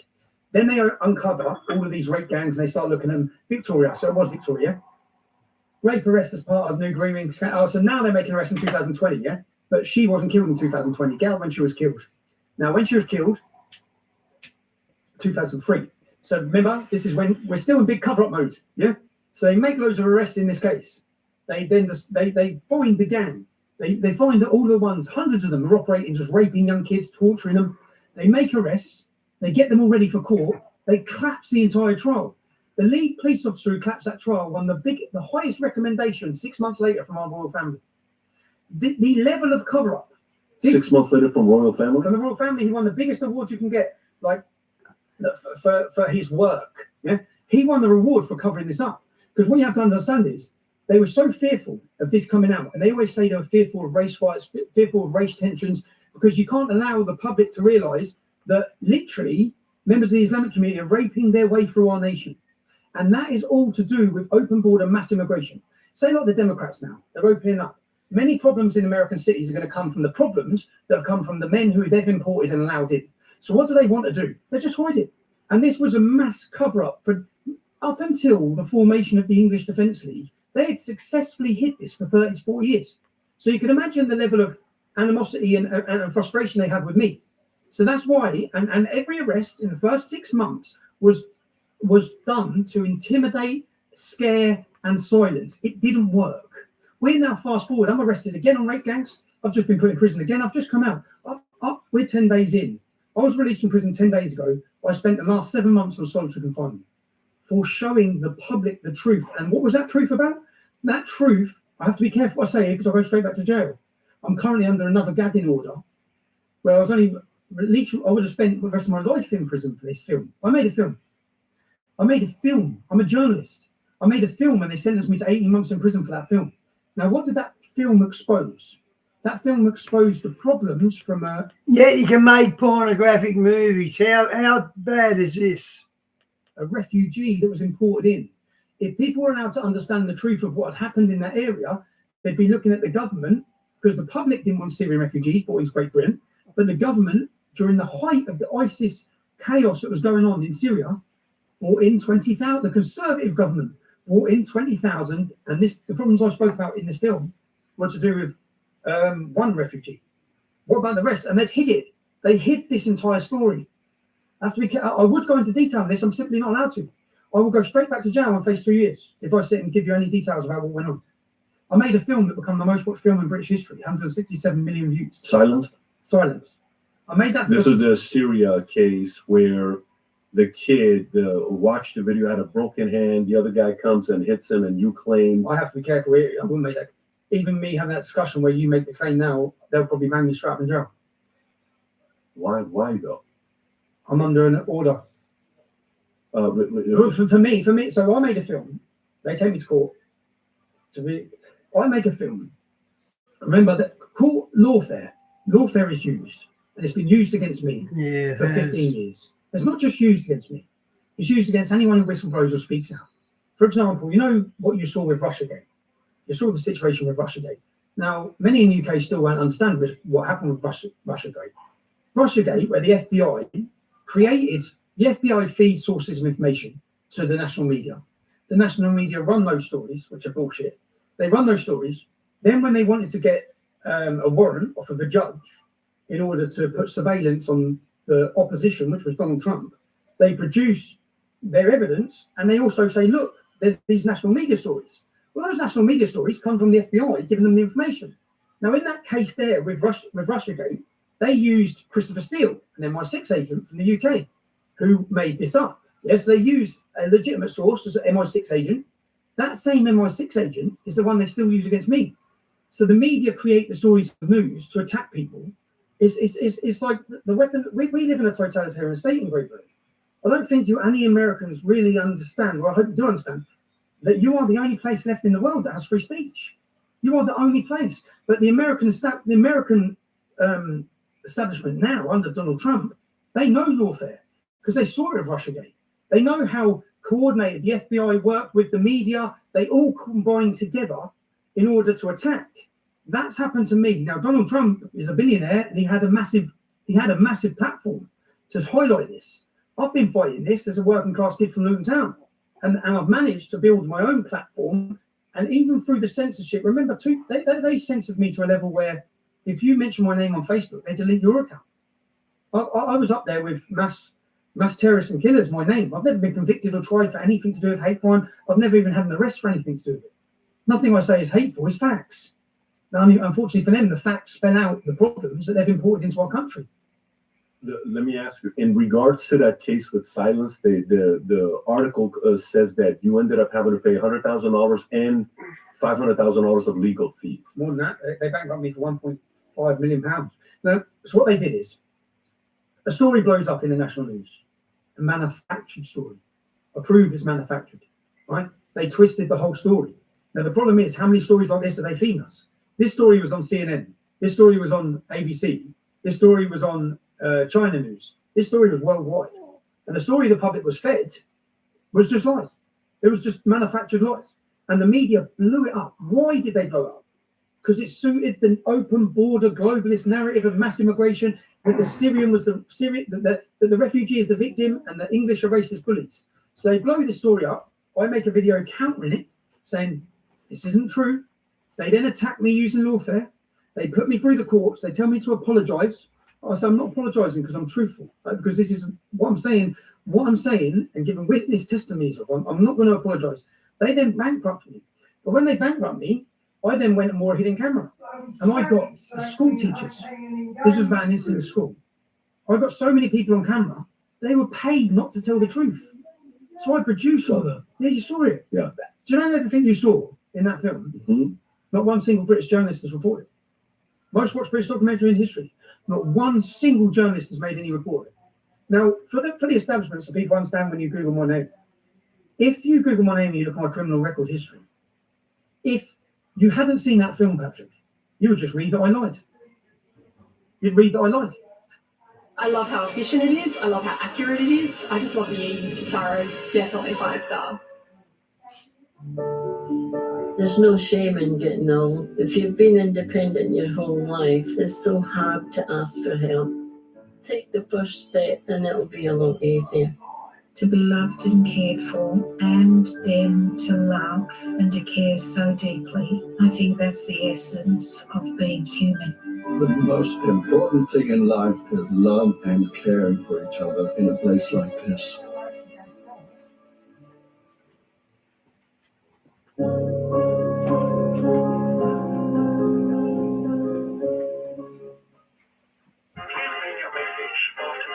Yeah, trendsetter. Whoa, league of my own, it don't get better. Because all the mainstream narrative just says that I lied and made things up. Unfortunately for them, when I made that film, I knew what that film showed. That film was a far bigger story than Tommy Robinson. It's much bigger than me. Lawfare has been used against Donald Trump, against Steve Bannon, against Alex Jones, £1 billion, against Marie Le Pen now, can't stand an election, what happened in Romania, what's happened to Gert Wilders, what's happened to Morten Messerschmidt. Any political leaders, any populist people who have stood up and made any challenges. If it wasn't for the Crusaders, the Muslims would run Europe by now. They were Catholics, so I've got problems with them. But thank God they done that. So maybe they have used the Catholics in a good way.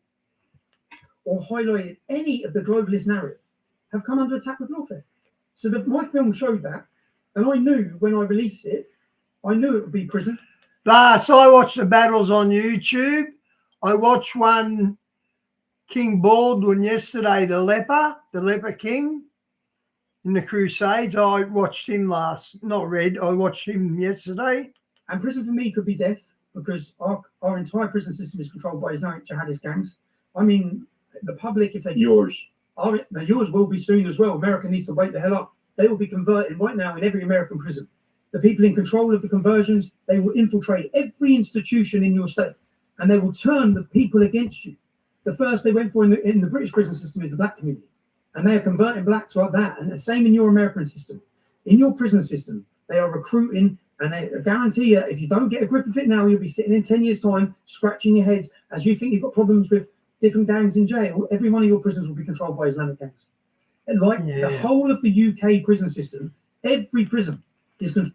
Our maximum jails actually have Muslims separated, Christians not Christians, whites, Chinese, they're together, and the islanders and the Aboriginals, they get their own yards. They don't mix. It's, what do you call it? Segregated. The Muslims are segregated in our maximum security jails. Tribalism. Everyone. There's no defence against it. And why is there no defence? Because the prison authorities know it's happening, the government knows it's happening, but everyone's hands are tied behind their back through political correctness. You have to understand the power of that political correctness. It was that powerful that every police force, every politician, they all just went into silence. They know children are being raped across the country, but none of them would speak about it. And anyone who did speak about it lost their jobs, went to prison, got silenced, got attacked. Everyone, because remember how many of them have got dirty hands. So if you look now, Keir Starmer was in charge of the Crown Prosecution Service. Keir Starmer was in charge of the Crown Prosecution Service when they decided not to prosecute, not just the Islamic rape gangs, Jimmy Savile. There's a cover-up going across the board. Whether you agree with Tommy or not, guess what? You can now get a hold of him on Manect. He will respond back on Manect. You can simply download the app. He's officially on there. Ask him any question. You agree with him. You don't agree with him. An article, something you saw, but now you can get direct contact with Tommy Robinson on Manect. And they all have dirty hands. So of course they can't allow. When I look, which I'm going to do in my next film, which is why they probably hate me. Do you know, when you're in prison, they're not allowed to hold you in solitary confinement. Yeah, I believe they've tried to destroy me each time I've gone to jail. So this most recent time, I went in as a civil offender because I made as a journalist, I made a film, and they gave me an injunction. Remember these non-disclosure agreements you saw in the film, injunctions, things like this. They're being used across the board in the West to shut everyone up, whether it be in hospitals, where just they pay people to be silent. So you're not really getting the truth. And the mainstream media are never giving us the truth. And I can give you more examples of stories like that. But they're silencing everyone. So when I had that film, I thought, right, I didn't want to release it because I didn't want to go to jail, but I did want to release it. So I made the decision, I sat my family down and said, I have to do this. Like, I have to let the public know. And I thought, if they come for me, when that film leaked, it had 200,000 views. When they come for me first, it had 200,000 views. Yeah. So I knew, I sort of made a video saying, well, send me a jail. Because I need the world to see. The world needs to see lawfare. They need to understand how it's operated. You can't just keep reading headlines on people. You can't read a headline on this person being a sexual offender or this person being... Guys, regarding the Quran, it's over 70,000 words long. And apparently Muhammad, who could not read or write, got told this by the angel Jinn, the angel Jill, I don't know what they called him, but it's Gabriel. And there's no way Muhammad could remember 70,000 words word for word. So yeah, just from its beginning, it's flawed. Just from its beginning, it's very flawed. Without knowing what's going on behind the scenes of that. How come every single person who speaks up all of a sudden, even you look at Russell Brand, for example. Russell Brand was the darling of the left. He spoke out against Big Pharma. Now he's facing loads of prosecutions for sexual crimes. It's like across the board, anyone who tries to bring any of these conversations to the forefront is attacked. What's your solution? How do you fix this at this point? Good question. How do you fix it? Geez, you asked some good questions. Percentage you got is not a small number. Well, we fix it. You've started it in the United States of America. We had no hope until your election. So your election and the ripple that's coming out of the United States for free speech. Do you know how I've just been in prison and I sat there and I listened to Keir Starmer and I listened to him in the Oval Office talking to JD Vance and President Trump talking about free speech. Do you know how infuriating it is and insulting it is when I'm sat on solitary confinement for making a film? No one's challenged the facts that are in the film. No one. Not one journalist has even spoke about it. None of them. And so in 2000, I'm not going all over here. When I spoke about, they give me 13 months in prison for reporting outside a court case. When I come out of court that time, when I got released from prison, I was told, I got my computer. I logged into my computer. Two of my old employees who worked for me, one of them was still logged into the emails. So I went through the emails. We have an organisation in the United Kingdom called Hope Not Hate. Is it Media Matters? Media Matters, yes. They're the left wing. Mm-hmm. That is the equivalent in the UK of Hope Not Hate. Got it. So Hope Not Hate received George Soros funding. Their job, you don't need laws to prohibit free speech because these organisations who receive millions of pounds, anyone who speaks out with any influence or education or anything, they find out where they work, they contact their HR departments, they stifle free speech by attacking, smearing and lying. I come out of jail, I turn the laptop on, I'm still logged into one of my employees' emails. I start going through his emails and I start looking back, maybe I shouldn't have. I'll find out he's in contact with Hope Not Hate. So I'm looking thinking he's employed by me. And he wasn't just employed by me, he was working with Alex Jones, he was working with Lawrence Southern, he was working with so many people in the right. Everyone in the right he was working with. And then I looked at the times and dates and they're paying for his travel, they're sending him money. I think, what's going on here? So I bring him up and I find out then that Panorama, you heard of Panorama? Panorama is the BBC's flagship documentary maker. So they are seen in the UK as the most authentic investigative documentary. What they say is factual. Yeah? I see that Panorama are working on a piece of that against me. So I ring and I then make a documentary. And in this documentary, what they're doing against me, I send a girl wearing a hidden camera. So Panorama are known for covert surveillance. They investigate and they expose things. So I sent a girl to wear a covert camera into Panorama. The head of Panorama, his name was John Sweeney. This man was the biggest face of the BBC. Yeah, he goes in. I send the girl in, and I get her wearing a wire, and I get him on camera saying that they're going to make me into a sexual figure. They're going to make me Harvey Weinstein. Yeah? So they're going around all my old employees. Anyone I fell out with, this is how it works. This is the operation. So anyone I fell out with, anyone who had contact with me from when I was a child, this group will contact him. But the BBC don't contact them. In step, Hope Not Hate. In step, an organisation who can sit down and pay you, give you £20,000. Yeah? Then they pay them £20,000. They tell them what they need to say. They then bring in Panorama, whose hands are clean. Yeah? They sit down. They use this source of information. They make a documentary talking about me, and then they show it to the world.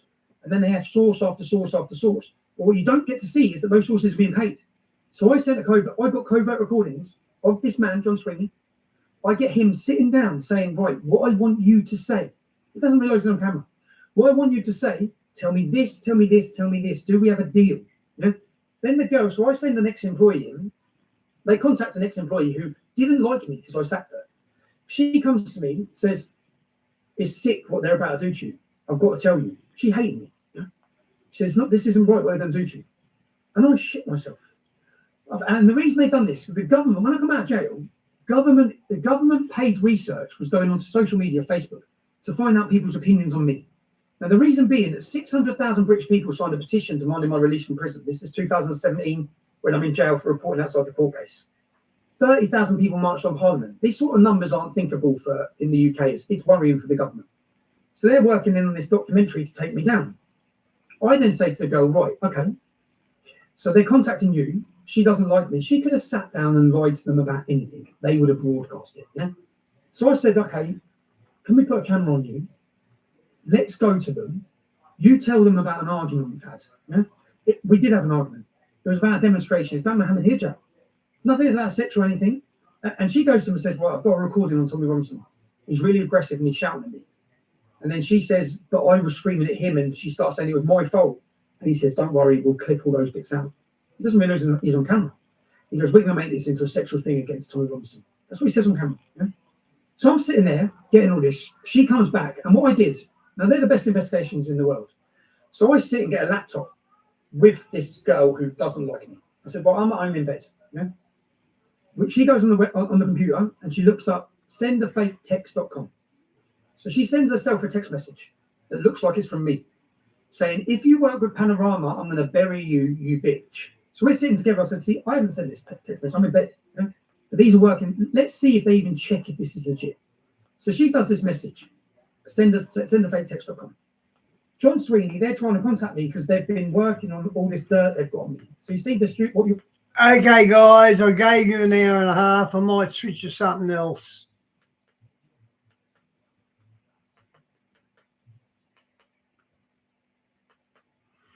I got this lined up for you, Lobo, how the world will end, biblically. You hit the ground, here, or a leaking fridge turned the aisle to ice. Here's the physical and financial pain, and your partner who becomes your carer. Here's the job you... That's right, not Gabriel. They call him The Gibral. world will be. Get ready to discover the truth about the final destiny of humanity according to the Word of God. The history of humanity is written on the pages of time, marked by achievements and falls, light and darkness, life and death. But there will come a day when the last chapter will be read. The end will not be just an inevitable ruin, but the fulfillment of a divine plan revealed from the beginning.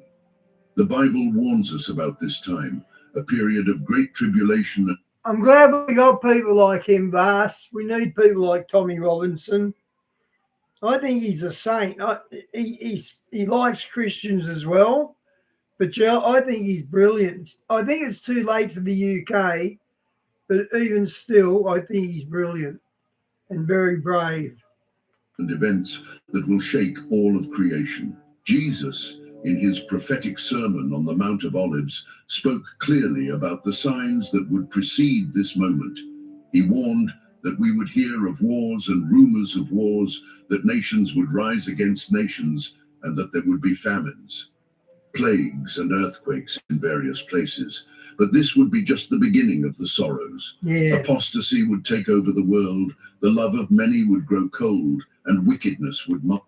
Yeah, Vass, they've changed all the names into the Bible, into Islamic names. I forget what they call Moses. It's something like Mosu or something like that.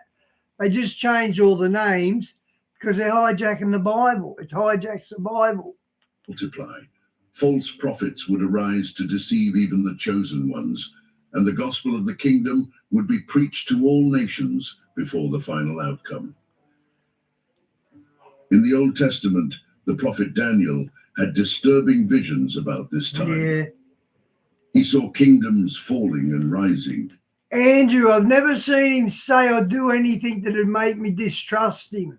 The people who are saying that are the ones he's after, probably. He saw an arrogant figure who would speak against the Most High and persecute the Lord's saints. He foretold a time of tribulation like never before. A time when many would be purified, but the wicked would continue in their wickedness.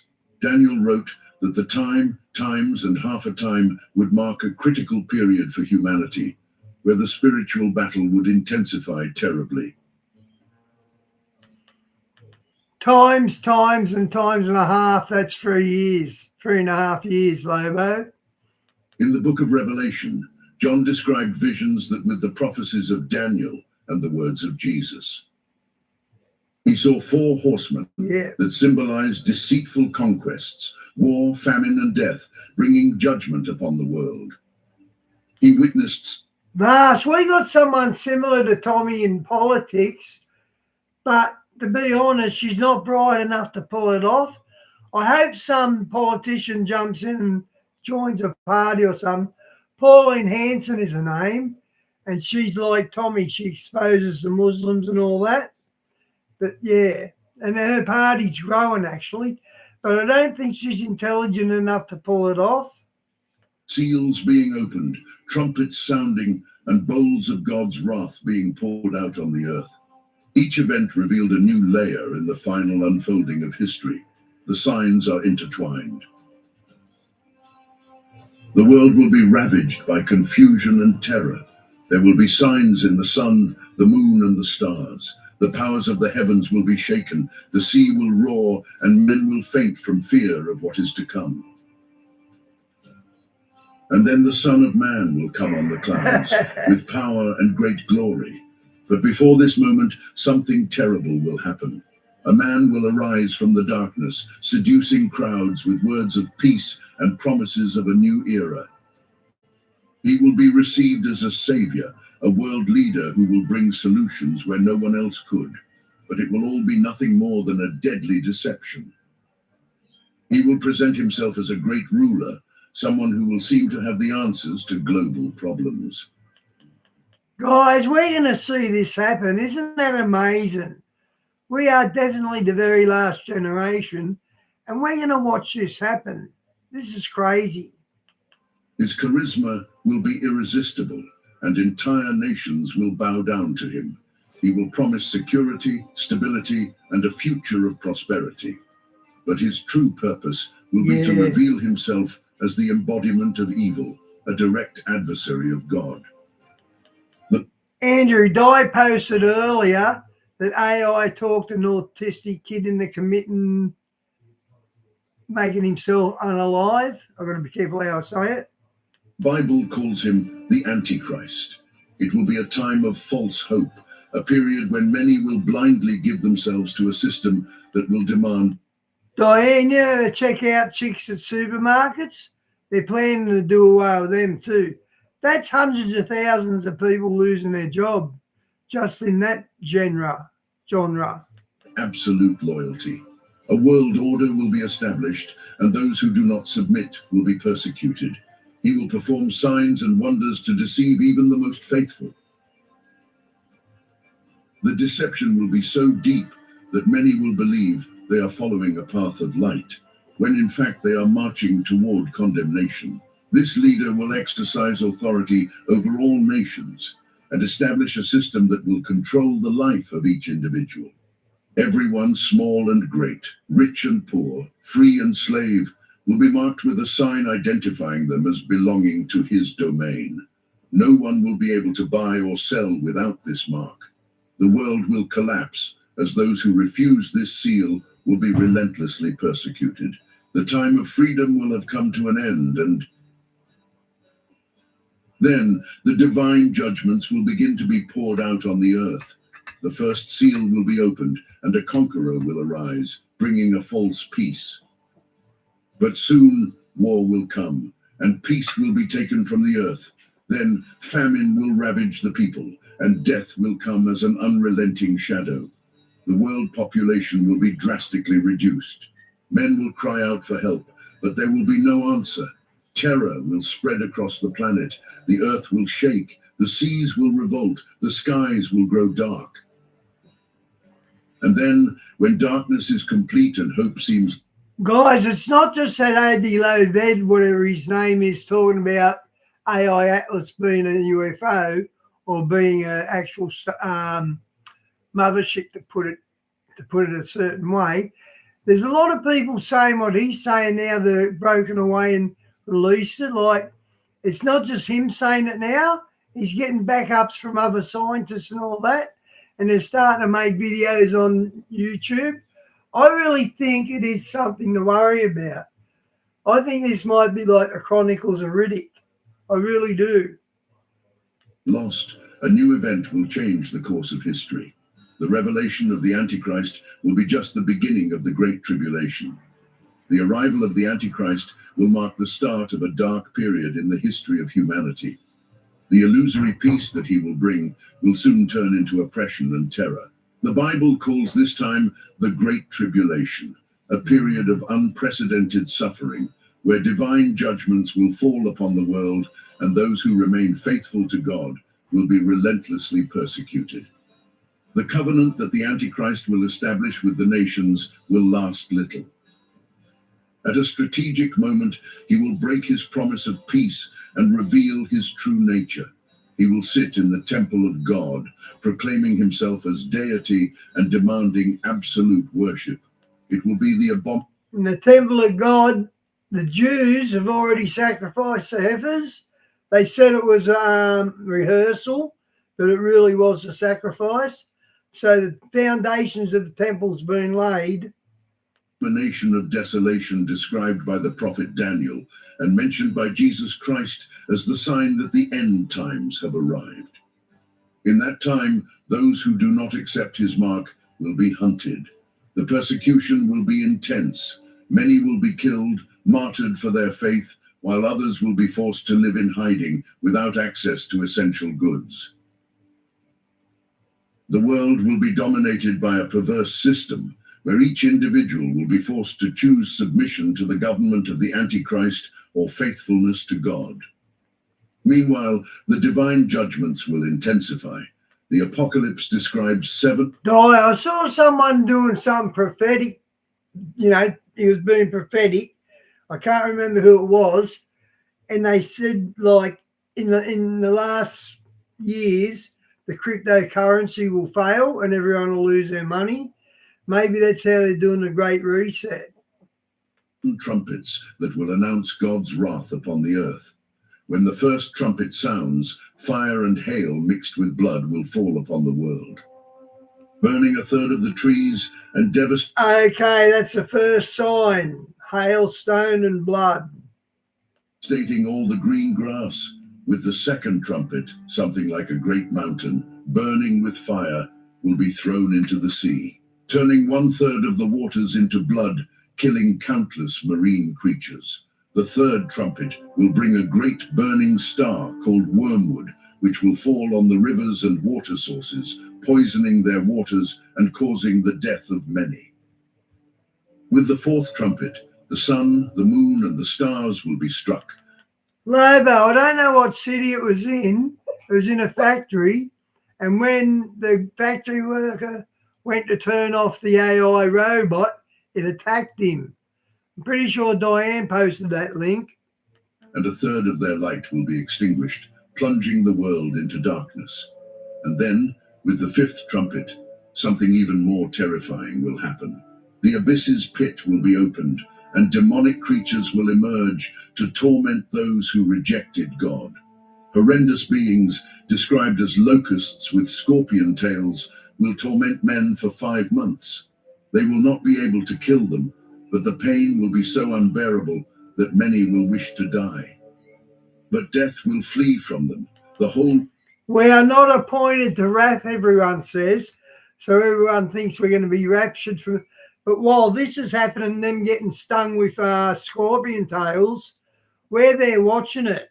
So we're not part of the wrath, but we're in the same time frame as the wrath. I think people get that mixed up a bit. World will be in despair. People will run back and forth in search of refuge. But there will be no safe shelter. The earth will shake. The skies will seem to collapse. Wow. And those who are still alive will behold an indescribable horror. The Antichrist, however, will continue his reign of terror, presenting himself as the only solution to the chaos, attracting crowds to him with deceptive signs and wonders. The sixth trumpet will announce the release of 4 angels who were bound at the great river Euphrates. They will lead an army of 200 million horsemen who will bring mass destruction. 1/3 of humanity will be exterminated by fire, smoke, and sulfur coming from the mouths of these creatures. Still... Explore the world the Thanks, Viking way Lobo. in comfort and with more included. Viking's free flight offers are ending soon. Hurry, book an ocean voyage by December 1 and your companion flies free. See your Viking travel advisor or book now at Viking.com.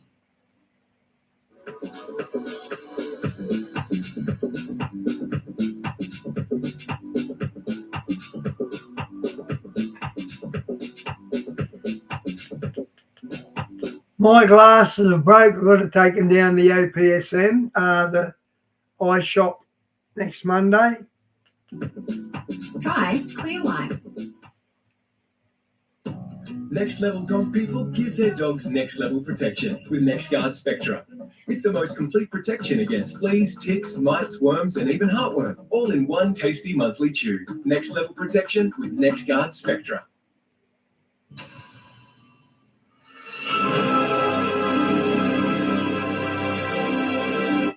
Many will not repent of their evil deeds, but there will be a faithful remnant. Even amidst persecution and despair, many will keep their faith in God, refusing to worship the beast or accept its mark. They will cry out for justice, asking God to intervene and establish his kingdom. Then something surprising will happen. Before the final wrath is poured out, God will send 2 powerful witnesses. They will prophesy for a determined period, calling the world to repentance and directly confronting the Antichrist. They will have the power to shut the heavens, preventing rain, turn waters into blood, and strike the earth with plagues, just as Moses did in Egypt. But the world will hate them. The Antichrist will pursue them and finally will... Guys, I had a boil in June when I was going through that doctor stuff, and it was so painful. And these scorpion stings and it'd be like 10 times worse than a boil, and they're going to sting you all over. Imagine wanting to die and trying to kill yourself and you can't. That's crazy. Manage to kill them. Their bodies will be exposed in the streets, and the inhabitants of the earth will celebrate their death, exchanging gifts with each other as if it were a great feast. But after 3.5 days, an event will shock humanity. God will resurrect them, and before the astonished eyes of everyone, they will ascend to heaven in a cloud. Despair will overcome the And they still won't repent. You watch. world. When the seventh trumpet sounds, announcing that the time of divine patience has come to an end, the kingdom of God is about to be established, and the final wrath is about to be poured out. The seventh trumpet will sound through the heavens, announcing that time has come to an end. The nations will be in fury, but the judgment of God will be inevitable. The divine wrath will be poured out without measure, and those who rejected the truth will face the most terrible of fates. The book of Revelation describes 7 bowls of the wrath of God, each bringing an indescribable plague upon the earth. The first bowl will be poured out, and malignant and painful sores will appear on those who received the mark of the beast and worshipped its image. They will cry out in pain, but there will be no cure. The second bowl will be poured out on the sea, turning all its water into blood, and all marine life will die. The oceans, once a source of food and life, will become a tomb of death and pestilence. The third bowl will affect the rivers and springs, turning them into blood. Without drinking water, thirst will consume the inhabitants of the earth, and there will be no relief. The angels will declare that this judgment is just for those who shed the blood of the saint. Andrew, people say this is fear-mongering. It's not fear-mongering. We got to get some knowledge on what's coming. That's what this is about. It's not about fear. It's about preparing for what's coming. We Christians, we're on all this sort of stuff, or our type are. We don't just sit in churches doing sermons. We get into all this stuff and share it on YouTube. Will now drink blood. The fourth bowl will be poured out on the sun, which will scorch men with blazing fire. They will cry out for mercy, but instead of repenting, they will blaspheme against God. The fifth bowl will bring darkness over the Antichrist's kingdom. His throne will plunge into the deepest darkness, and pain and terror will multiply. Despair will take over the earth, but even so, the wicked will not repent. They will gnash their teeth in agony, but will continue to blaspheme against the Creator. Then will come the sixth bowl, which will dry up the waters of the Euphrates River, preparing the way for the final battle. Demonic spirits will go out to deceive the kings of the earth, gathering them for war against God. This will be Armageddon, the ultimate confrontation between the forces of good and evil. The entire world will move toward this battle, and all nations will be involved. The Antichrist and his armies will position themselves against the Lamb, believing they can resist the divine power. And then the seventh bowl will be poured out. A great earthquake like never before since man has existed will shake the whole earth. Cities will fall, mountains. That's a pole shift, guy. It can't be, guys. It can't be anything but a pole shift. Will be leveled and islands will disappear. The sky will open up and a storm of giant hailstones will fall upon the wicked. Wow. Chaos will be absolute. But amid all this destruction, and we're still here, guys, a sublime event will occur.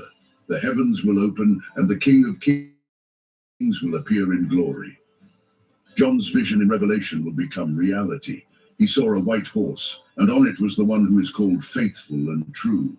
His eyes were like flames of fire, and on his head were many diadems. His name is the Word of God, and from his mouth comes a sharp sword to strike the nations. He will rule with a rod of iron and crush God's enemies. The heavenly army will accompany him, dressed in white linen and mounted on celestial horses. The war will begin, but it will be brief. The Antichrist and the false prophet will be captured and thrown alive into the lake of fire. The false prophet, Pope Leo, the Antichrist, King Charles III. The armies of the earth will be destroyed in an instant, and the birds of the heavens will feast on the flesh of the mighty. No human force will be able to withstand the power of the Almighty God. And then the world will see the beginning of the great judgment. Satan will be imprisoned for 1,000 years, cast into the abyss, so that he can no longer deceive the nations. The earth, devastated by divine judgment, will await restoration. A new time will arise, a reign of peace and justice, but that will not yet be the final consummation. Before the definitive conclusion, Satan will be released for a brief period. He will deceive the nations once more. For those of you who aren't Christian, we don't exactly know what's happening in this 1,000-year reign. There's not much on it. We don't understand it at all, really, to be honest. Gathering an immense army to surround the holy people and the beloved city. It will be the last rebellion, the last act of insurrection against God. But the end has already been decreed. Fire will descend from the heavens and consume all those who rose against the Lord. Satan will be cast definitively into the lake of fire and brimstone, where the Antichrist and the false prophet will already be. There they will be tormented day and night, forever and ever. And then the heavens and the earth will flee from the presence of God. For the time of the great white throne judgment has come. The dead, both great and small, will stand before the throne of the Almighty. Books will be opened, and recorded in them will be all the deeds of each individual. The book of life will also be opened, and only those whose names are written there will escape eternal condemnation. Those who rejected the truth will be cast into the lake of fire. This will be the second death, the definitive separation from the presence of God. There will be no more appeals, no second chance. This will be the final destiny of the wicked. The old world will have disappeared. Yeah. The judgment will have been executed, and the wicked will have received their just condemnation. But for those who remain... Lobo, in real life, they're about 12 feet tall. People have dealt with angels, and they're always big. And if you see the fallen angels' sons, they're giants as well. So it must be something in their genes. But angels are a lot bigger than us. I don't know if they got wings. I've never seen any evidence of that. Faithful to the Lord, a new time will begin. John, in his vision in Revelation, beheld something wonderful and indescribable, a new heaven and a new earth. The old creation, marked by sin and corruption, will exist no more. Everything will be recreated, pure and perfect, without traces of the pain and suffering of the past. And then he saw the new Jerusalem coming down from heaven like a bride adorned for her husband. This holy Emerald City, for those that watch my Ausd code. City will be the eternal dwelling of the chosen, the place where God will dwell with men. There will no longer be a separation between creator and creation. God will wipe away every tear from the eyes of his people. There will be no more death, nor mourning, nor crying, nor pain, because the former things will have passed. The new Jerusalem will be majestic.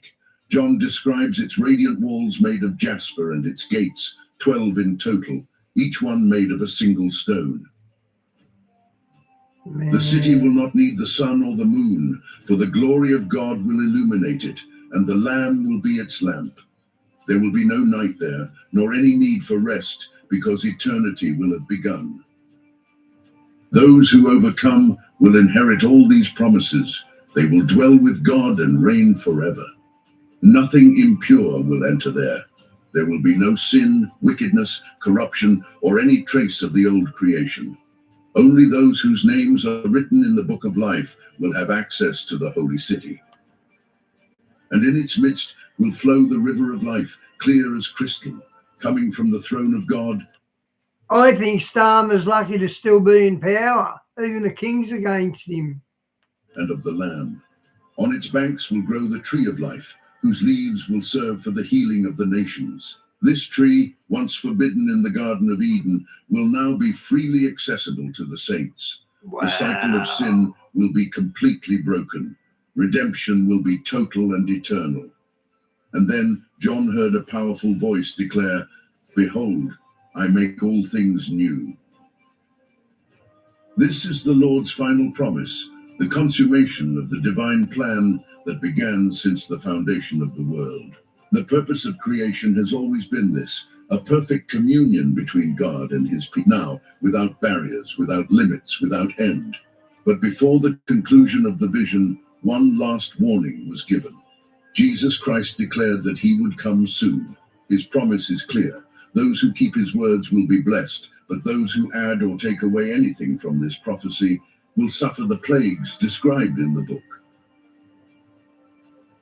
The urgency of this warning traverses the centuries, reaching all generations. The revelation ends with a cry. Come, Lord Jesus. This is the longing of the faithful, the deep desire to see the final fulfillment of all promises. Because now we know that the end of the world, according to the Bible, is not just destruction, but redemption. The end is not an abyss without hope, but the beginning of eternity alongside the Creator. And so the story of humanity will find its conclusion. Those who trusted in the Lord will inherit an unshakable kingdom.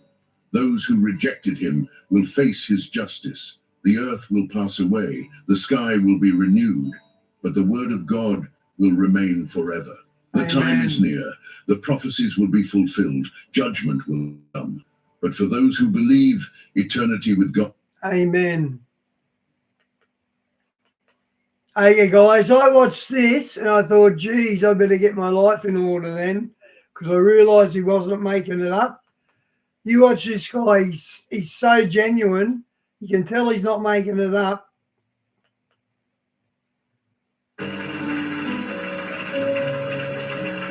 Thanks so much. Good to see you. Good to see you. You know, Don got to see heaven. I had to see hell. So I realized God must like Don better than me. So I don't know. But I'm very blessed to be back here at this awesome church. You guys are very blessed to be in this church. And I'm very honored to be in Pastor Jim's pulpit. I don't take this lightly. BLASTS, this is the guy who's in my OSD code. On November 23rd, 1998, I had an experience that changed my life. It doesn't matter if you believe my experience. What matters is that you check out what God has to say about hell and avoid it just the same. This was an out-of-body experience that's classified as a vision in the Bible. In 2 Corinthians 12, 1 and 2, Paul, when he was caught up in heaven in a vision, he said whether in the body or out of the body, he didn't know. Well, the Lord... He backs everything up with scripture. This guy's, wow, he went to hell. Showed me that I left my body. So in a vision, you can actually travel, like Paul and John traveled to heaven. In Ezekiel chapter 8, he was picked up by his hair and he was carried from Babylon to Jerusalem. So you can actually travel in a vision, and the things experienced are just as real as they would be in your physical body. You can travel in your spirit body. 1 Corinthians 15:44 talks about a natural body and a spirit body. Job 7:14 says, you scare me with dreams and terrify me through visions. So you can have a terrifying vision. Isaiah 21:2, he was given a grievous vision. And Job 4:14, elephant. He scares you with dreams. I've dreamt so many tsunamis. I've dreamt the UFO invasion a number of times. And I regularly dream of mass lawlessness. As was given a vision that causes bones to shake. So you can have a grievous, terrifying, bone-shaking vision. And this is not to compare my experience with any of the great men in the Bible. I'm just trying to give you a scriptural basis of how this can occur for a Christian. And, you know, you might say, but Bill, I'm a Christian. I'm going to heaven. Why do I need to hear about hell? Well, 3 quick reasons. Number 1, when you understand how severe hell is, you'll be much more appreciative of your own salvation from what you were saved from. Number 2, it causes us all to walk more in the fear of the Lord. Proverbs 16:6 says, by the fear of the Lord, men depart from evil. What is the fear of the Lord?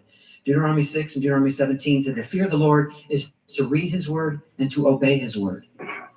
It's to have enough respect and awe for God that we will obey him. That's what the fear of the Lord is. Number 3, it causes us all to have more of a passion for the lost, a desire to witness. 2 Corinthians 5, 10 and 11, Paul said, knowing therefore the terror of the Lord, we persuade men. So when you understand how severe hell is, you'll be more persuasive with men. And you'll want to take that effort to witness, because that's God's heart, is for people to be saved and go to heaven. And God wants us to have his heart and to share the gospel with people. Not to force it on anyone, but to share truth with people. We went to a prayer meeting Sunday night, like every Sunday night, nothing unusual about the night. I have never studied the topic of hell. I've never gone to dark movies. I've never drank. I've never taken drugs. And I've never had a vision before. And we came home. I went to bed. My wife and I went to bed. I got up at 3 o'clock in the morning to get a glass of water. And suddenly I was pulled out of my body, like being drawn up out of your body. And I found myself falling through the air down this long tunnel. And I landed in an actual prison cell in hell. Rough-hewn stone walls, bars, filthy, stinking, dirty prison, but like a dungeon. Isaiah 24:22 says, and they shall be gathered together as prisoners are gathered in the pit, and shall be shut up in the prison. Proverbs 7:27 mentions going down to hell, to the chambers of death. The word chambers means inner rooms. Job 17:16 says they shall go down to the bars of the pit. Many scriptures I could give you, but that's where I first found myself, in this prison cell. And the first thing I noticed was the intense heat. It was so far beyond the ability to sustain life. I wondered, how could I be alive in this place? Well, I wanted to get up, but I tried to move, and it took so much effort. But there was no strength in my body. But see, Isaiah 14:9 and 10 says, hell from beneath is moved to meet thee at thy coming. They will say, art thou become weak as we? Psalms 88:4, I am counted with them that go down into the pit. I am as a man that has no strength. So one of the things you endure in hell for all eternity is you're completely void of any physical strength. But see, Acts 17:28 says, in him we live and move and have our being. So even movement comes from God. It's not automatic. I looked up and I saw these two enormous creatures in the cell. They were demons, pacing like a vicious, caged animal. Reptilish in appearance, bumps and scales all over the one's body, huge jaw, sunken in eyes, claws about a foot long. And these particular two are about 12 or 13 feet tall. That's not an exaggeration. I could give you scripture for that, but we'll keep moving. And they were blaspheming and cursing God. They had an extreme hatred for God. But we know blasphemy comes from the demonic realm. Revelation 13:6, James 2:7, and some others. Then they directed that hatred they had for God, they directed towards me. I wondered why. What have I done to them? But the one demon picked me up, threw me into the wall. Bones broke. I collapsed on the floor. I couldn't believe this was actually happening to me. Why am I not dead? And the other demon picked me up, dug its claws into my chest, or tore the flesh open. It just hung like ribbons. This is actually happening. I thought this couldn't be happening. But I noticed I had a body. Matthew 10:28 says, fear. And he never mentions he gets blood, like his liver bleeds when he's ripped open or whatever. So when you see people giving testimonies to go to hell and they say there's blood in it, you know they're bullshitting, because there's no moisture in hell at all. So even blood's moisture. So they're talking crap. This guy doesn't do that. Him who's able to destroy both soul and body in hell. Remember Luke 16, the rich man, he lifted up his eyes. He wanted a drop of water to cool his tongue. He had a tongue, he had eyes, he had a mouth to speak. You have a body, but it withstands these torments. I noticed there was no blood or water coming from the wounds, but Leviticus 17:11 says the life of the flesh is in the blood. Well, there's no life in hell, so there's no blood. And Zechariah 9:11 says, thy prisoners out of the pit where there is no water. There's not one drop of water in hell. And these demons have no mercy over you whatsoever. But see, Psalms 103:17 says, the mercy of the Lord is upon those that fear him. Well, they don't fear him in hell, so you don't derive that benefit. About this time it went dark. Now I believed it was God's presence there to illuminate it so I could see. But then he withdrew his light, and it was pitch black in hell. But Lamentations 3:6 says, he has set me in dark places as they that be dead of old. Jude 13 mentions blackness of darkness forever. But it wasn't just dark. You could literally feel the darkness. And that's not an exaggeration. Exodus 10:21 mentions a darkness that may be felt, because the evil and wickedness in this place just penetrates through every cell in your body. Now I was taken out of this prison cell, placed over next to this large raging pit of fire. This pit was about a mile across, with flames raging high up in this open cavern. And it wasn't metaphorical or allegorical flames, it was real literal fire. Psalms 11:6 says, upon the wicked he will rain fire and brimstone in a horrible tempest. Matthew 13:49, angels shall sever the wicked from the just and cast the wicked into a furnace of fire. Many scriptures on fire. And this is where I could first see people. There's fire and brimstone in my Aussie code. The hologrammed head. Inside this pit, people were burning and screaming. And I know that this is awful to hear about, and most of us have never seen a person on fire, unless you're a fireman. But the flesh was hanging off their bones. People were screaming, and the screams were so loud. You want to get away from the screams, but you can't for all eternity. You have to endure that. But see, Isaiah 57:21 says, there is no peace, saith my God, to the wicked. There's no peace of mind of any kind in hell. I wanted to let my wife know where I was at, but I understood I'll never get out. I'll never get the chance to say goodbye to her. And that thought alone was extremely tormenting, that you can never say goodbye to your loved ones, and they don't know that you still exist. See, death does not mean cease to exist. Death means separation from God. You still exist. You're just down deep in the earth. Now, I understood I was down deep in the earth. I descended to get there. I ascended when I left. But more importantly, there's 49 scriptures that talk about where the current hell or Sheol is located. I'll just give you two. Ezekiel 26:20, Numbers 16:32 and 33. Very clear, it's down deep in the earth, but I understood that. I understood there were different levels of torment and degrees of punishment. Remember, Jesus said, Matthew 23:14, you shall receive the greater damnation, inferring there's a lesser damnation. Or Matthew 10:15, it shall be more tolerable for Sodom and Gomorrah in the day of judgment than for that city, inferring there's a less tolerable. Hebrews 10:28, of how much worse of a punishment suppose it shall be for you, you who have trodden underfoot the Son of God. There's a worse punishment. My point is, there is no tolerable, comfortable level in hell. Any level is horrendous beyond anything your mind can even conceive. I want to talk to a person, just anybody. There's pleasure in conversation and being with people, but you're kept apart. You know, even though I saw all those people in the pit, literally burning through the flames, but you're kept at a distance, so you never have any conversation. You're isolated and alone for all eternity. That alone is enough to bear. And you have no purpose, no destiny. It's just a complete useless wasting away. Ecclesiastes 9:10 says, there is no work, nor device, nor knowledge, nor wisdom in Sheol, just a waste. Ecclesiastes 6:4 says your name's covered in darkness, so it doesn't matter if you're somebody famous here. No one would know who you are there. You have no identity. You understand you're not getting out. Job 7:9 says, he that goes down to Sheol shall come up no more. You have that understanding. No one's going to come rescue you. And the stench in hell is so foul and putrid, the worst odors you can ever imagine, worse than any open sewer. Anything you can imagine, take it times 1,000. Remember, Jesus rebuked the foul spirits, Mark 9:25. Demons have a disgusting foul odor to them. Also the smell of burning flesh and the smell of burning sulfur.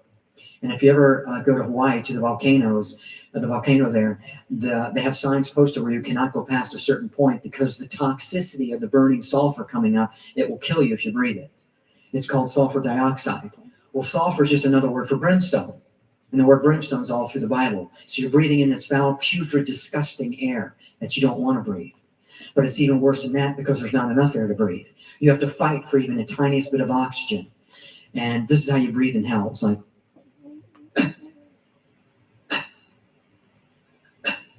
that was as much air as you could get. Well, that's not enough to live. You feel like any moment you're going to die of suffocation. But see, Isaiah 42:5 says, the Lord gives breath to the people upon the earth. You're not upon the earth, you're down deep beneath the earth. God's very specific with his word. You need to sleep in hell. I was only there 23 minutes, but I felt like I was there 23 weeks. Yeah, Di. Without sleeping. You know, if you Yeah, Di, I'm playing Mike tomorrow. Yep. stay up for 2 nights without sleeping, you're pretty much a wreck, right? You can't function. Well, in hell, you need to sleep also. But you never get to sleep, so it gets progressively worse. But see, Revelation 14:11 says, and the smoke of their torment ascends up forever and ever, and they have no rest day nor night. Now, that primarily means no rest from the torment, but no rest of any kind, because Isaiah 57:20 says the wicked are like the Di, I could play it now if you want. troubled sea that cannot rest. You know, the sea's always moving. But see, rest is a blessing from God. Psalms 127:2 said the Lord gives his beloved sleep. You're not his beloved, so you don't derive that benefit of sleep. And I was standing next to this pit of fire. Demons were shoving people back in. People were burning. You're totally helpless. You can't fight them off. They have great strength, and you don't. It's 1:20 here. He must come on at 2:15 then. And I was standing beneath this tunnel, And all along the cavern walls were demons lined all along the walls. Twisted, deformed, grotesque. Some were 2 and 3 feet tall, some were 12 and 13 feet tall, and there were snakes all along the edges. I could only see along the edges and through the flames. It's so dark in hell, it consumes the light. It draws in the light, but I could see along the edges, and I was standing on a bed of maggots, solid maggots crawling all over everything. But remember, Jesus said, where their worm dies not, he used the word maggot. And he said, their worm, you have your own personal maggots people have crawling all over them. I know this is disgusting, but I just want you to get this picture so you understand and have the heart desire to want to witness to people and not see anybody go to this place. See, Isaiah 14:11 says, where the maggot will be spread under thee and the worm will cover thee. Again, it's the word maggot, the original. And if a dead animal's being eaten by maggots, I didn't know this, but if a dead animal's being eaten by maggots, when the flesh is consumed from the animal, the maggots die. I never knew that, but they will die after they consume the flesh. That's why Jesus said, where I thought they turned into flies. Their worm dies not, because the flesh is never fully consumed in hell. And as Job 24:20 says, the maggot will feed sweetly on thee. Is that disgusting enough? Yeah. You're hungry, you never get to eat in hell, you experience hunger, thirst. Remember the rich man wanted 1 drop of water? If I was to give you a drop of water, that wouldn't suffice, would it? You wouldn't value 1 drop. But in hell you would. You do anything for just 1 drop of water, but you never get that drop. The fear level you experience is so far beyond anything you can imagine, and all of us have experienced some kind of fear in life. I just want to share with you an experience I had so you can relate to the fear that you're feeling. Because here we're sitting here, it's nice and calm, you're not getting this. But just to share with you an experience I had. When I was 17, a teenager, I used to surf a lot. I grew up in Fort Lauderdale, Florida. We were surfing at Cocoa Beach. About 100 guys out that day, big day, having a great time. Well, the guy next to me got his leg torn off. Paper said they were tiger sharks. Blood all over the water. I was on a 9-foot board. I got up on my knees. A shark passed by my board. He was longer than the board. Came back, bit my board in half. And I was swimming in the water with my buddy. He was knocked off his board. And then the shark came back and grabbed my leg and pulled me down under the water. Now, you can imagine the fear that I felt at that moment, right? You can kind of relate to that. I can tell you in life, there's not much more fearful than that. Well, that fear that I felt at that moment paled in comparison to what you feel now. Wouldn't even register. But see, Psalm 73:18-19 says, you cast them down into destruction where they are utterly consumed with terrors. And this terror lasts for all eternity. But praise God, God had mercy on me. Lobo, you want to pay attention because this will happen to you unless you become Christian. Shark opened his mouth and let me go. That's a miracle of God. It's a miracle. And even more of a miracle, I looked and I didn't even have a mark in my leg. That's impossible. Once they grab your leg, they pierce it. So God was really watching over me then. And I was not even a Christian then. But I got saved immediately after that. So, praise God. That's right. Thank God for his mercy. Now you say, Bill, why would God make such a horrible place? Well, he explained why. Jesus said in Matthew 25:46 or 41 that hell was prepared for the devil and his angels. He never intended for man to go to this place. It was prepared for the devil. But he used the word prepared, the same word he used in John 14:2, where he goes to prepare a place for us in heaven or make ready. So what he did in the preparation was, you see, James 1:17 says, every good and perfect gift comes down from above, from the Father of lights. So all the good we enjoy in life comes from God. It's not automatic. So in the preparation, he just simply withdrew his goodness or his attributes. See, hell is dark because 1 John 1:5 said God is light. There's only death in hell because John 1:4 said God is life. No, he's not talking bollocks. We've all experienced Jesus. You haven't. This is all true, mate. There's only hatred in hell. Who do you think I got the Wizard of Oz decode from? 1 John 4:16 said God is love. There's no mercy in hell because Psalms 36:5 says the mercy of the Lord is in the heavens. There's no strength in hell because Psalms 18:32 said it's the Lord that gives us strength. There's no water in hell because Deuteronomy 11:11 says water is the rain of heaven. And there's no peace in hell because Isaiah 9:6 says he is the Prince of Peace. So see, if God removes himself from the situation, all the good goes with him. You can't have the good without God. You can't separate the two.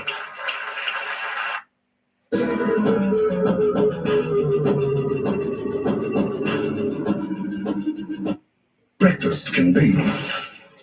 Or Carmen's granola. This is Jules, and this is...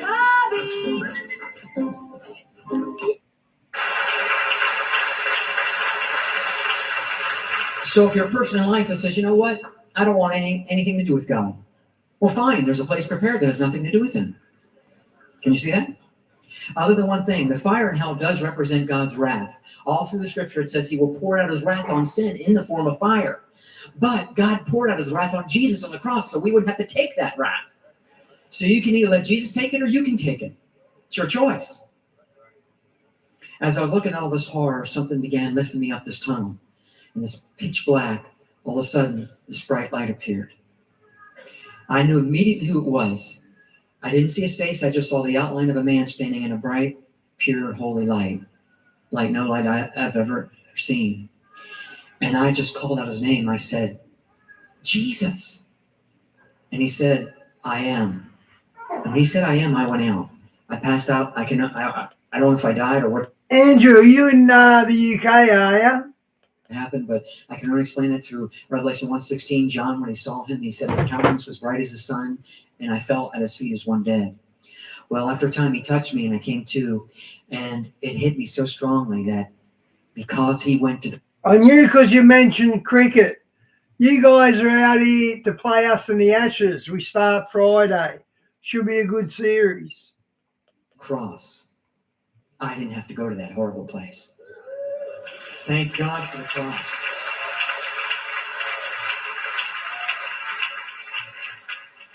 I'm telling you, people, I was so grateful for the cross.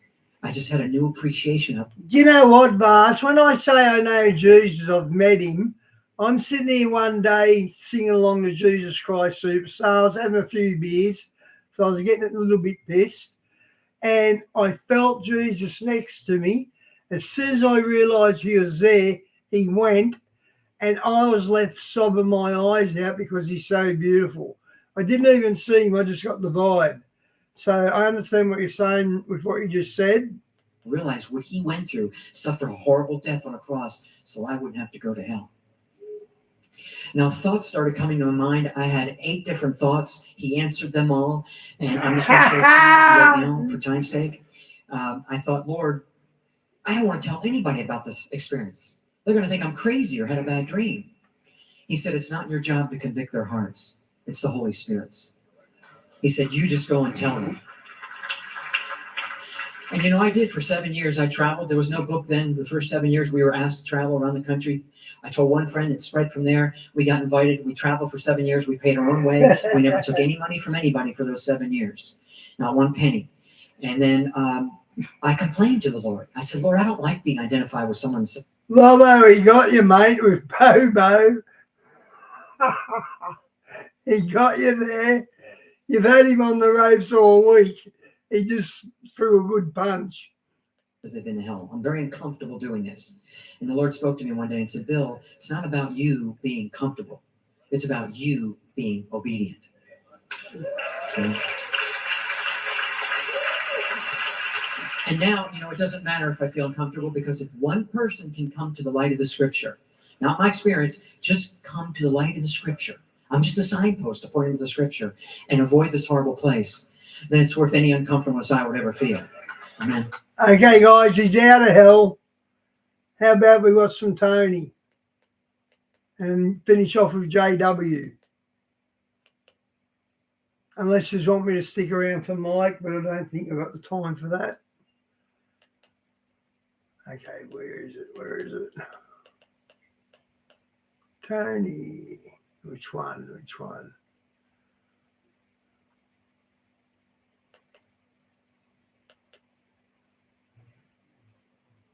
We don't like to make a fuss, but Redbox has gotten bigger than ever. You can't be serious. With even more of your favourites streaming before anywhere else. Amazing. All right, but let's not make a scene. Redbox, always better, now bigger. September to April is the... I know we got some British in here, but I really hate British cop shows where Father Joe goes and investigates a murder. I just don't like British cop shows. I like Minder, and I like The Bill, but that was the last time. Come and see why we've been keeping it hush hush. Here, we'll start here with these pictures. Utterly laughable, some of these pictures. Amateur astronomer. And you got here $700 billion space agency version, super blurry. This is supposed to be from Mars. What the hell? Like, seriously. Yeah, it's pretty hilarious how pathetic the photos are. This is pretty funny. What everyone Today is the day when NASA finally speaks on 3i Atlas, doing a large broadcast and showing their latest photos of the object. And of course, they're completely and utterly unimpressive. I've seen China's photos and they're going to blitz NASA's. And we're going to show you those because we have people from amateur astronomy making photos that are 100 times better, while theirs is allegedly from Mars. NASA I'm referring to. We're going to get into actually a ton of stuff in this video. We're going to play a little bit of what Stefan Burns was showing in his live stream on what NASA was presenting, some of the questions people are asking. We're going to get into also other amateur astronomers showing just as good of quality, if not better than NASA. Kind of hilarious. We're going to get into also, very interestingly, Professor Avi Loeb, who's saying they tried to silence him. We'll get into that. And actually a ton of other stuff that we're deep diving into. We got the UFOs and religion, the Vatican, some rather interesting stuff. We have this lady, Diana Basulka, where she discusses some rather curious correlations between some of these experiences people have had with UFOs and those of the ancient past. We're talking saints. Could this be angelic? Could this be demonic? This is what we'll get into in this video, and actually a ton of other stuff. We got a lot more to get into than just that. All right, let's just get going here. We'll start here with these pictures. Utterly laughable, some of these pictures. Amateur astronomer.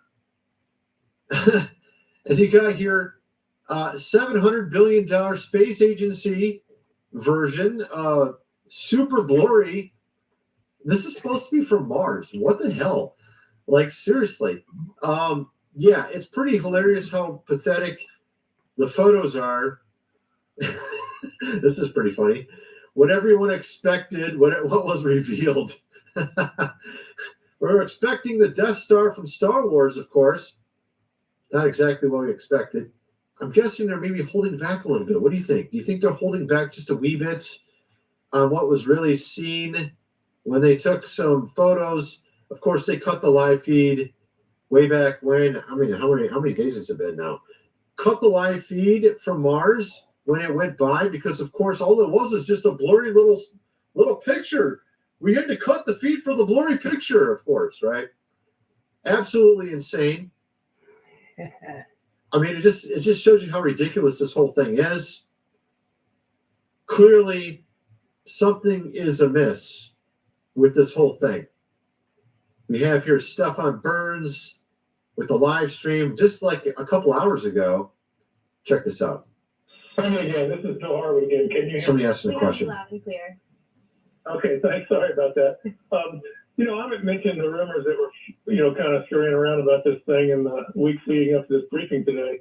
I have two questions for anybody who would care to answer. One is, did any of you seriously, did you take seriously the proposition from some that this could be an alien spacecraft?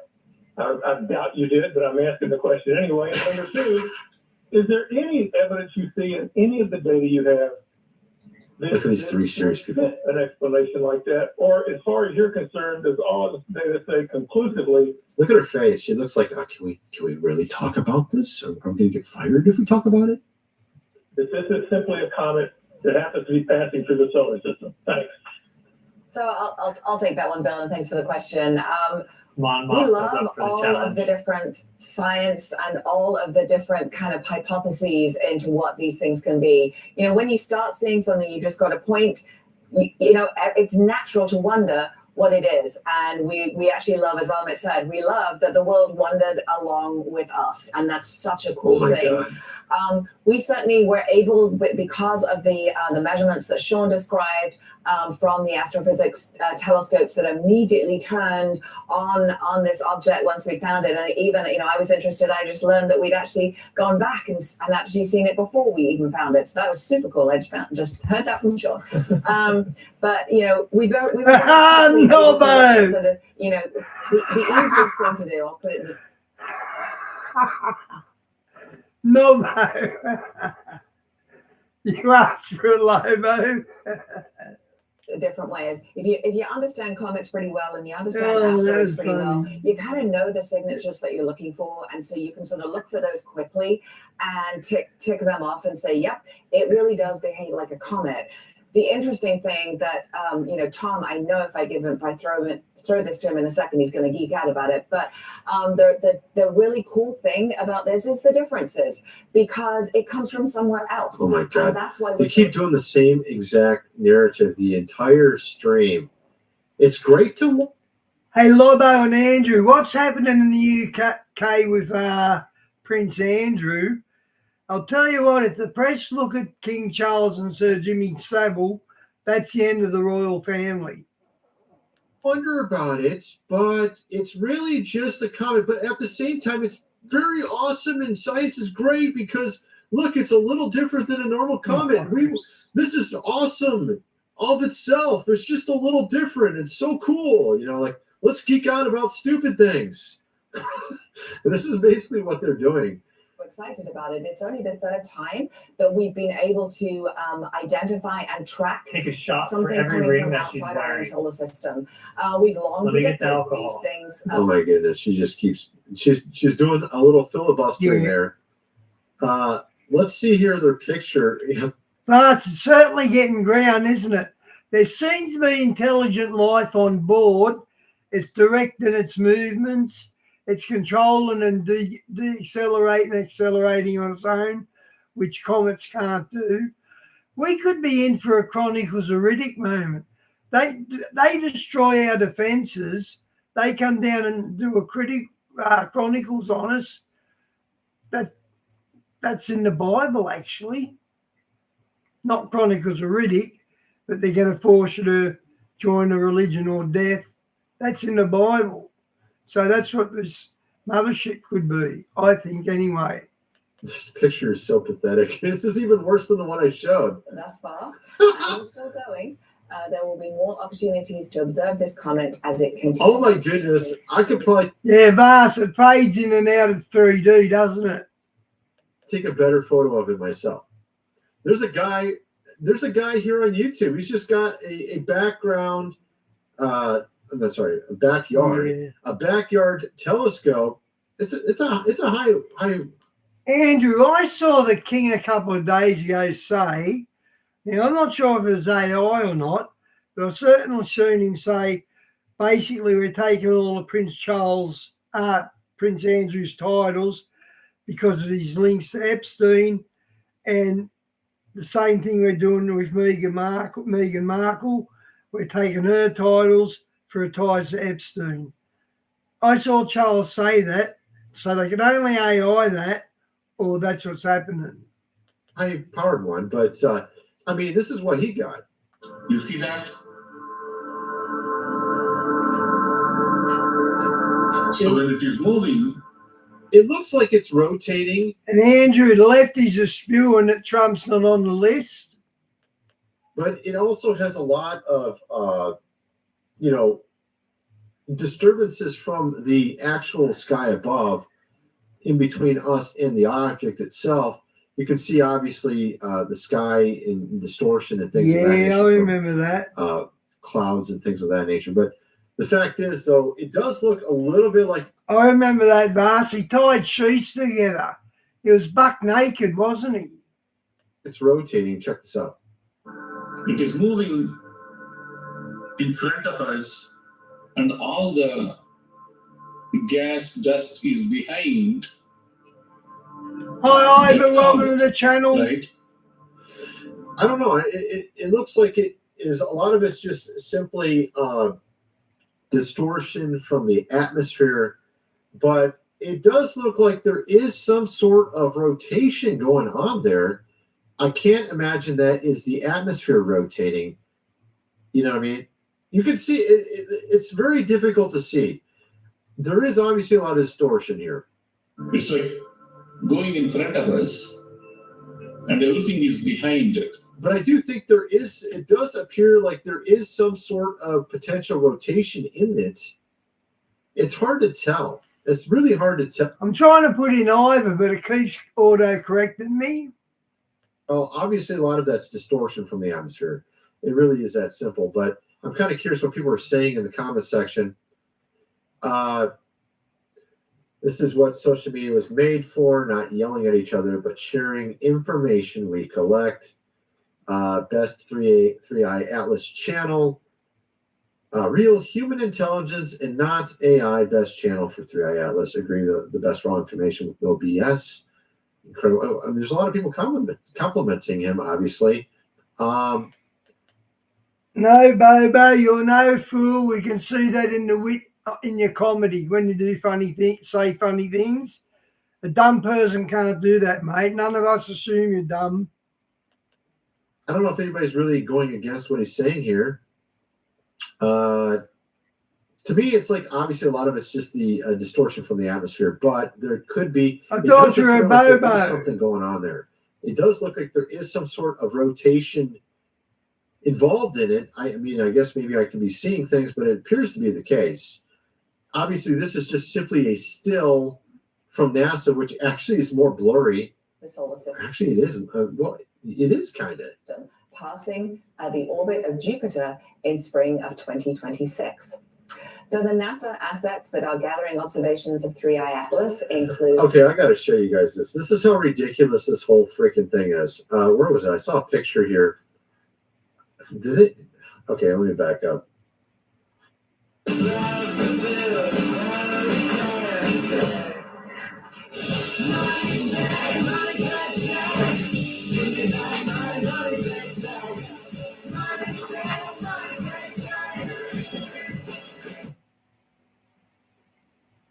Oh, these bloody ads. We could all use a little extra help around the house sometimes. With Whirlpool's 6 Sense technology, your kitchen and laundry practically do the thinking for you, so you can spend less time second guessing and more time doing what you love. Whirlpool, sensing what matters. Breakfast can be all Carmen's granola. Stretching, perfect. Oh, legend. You eat 24/7. Yeah, here we go. So check this out. This comment is perfect.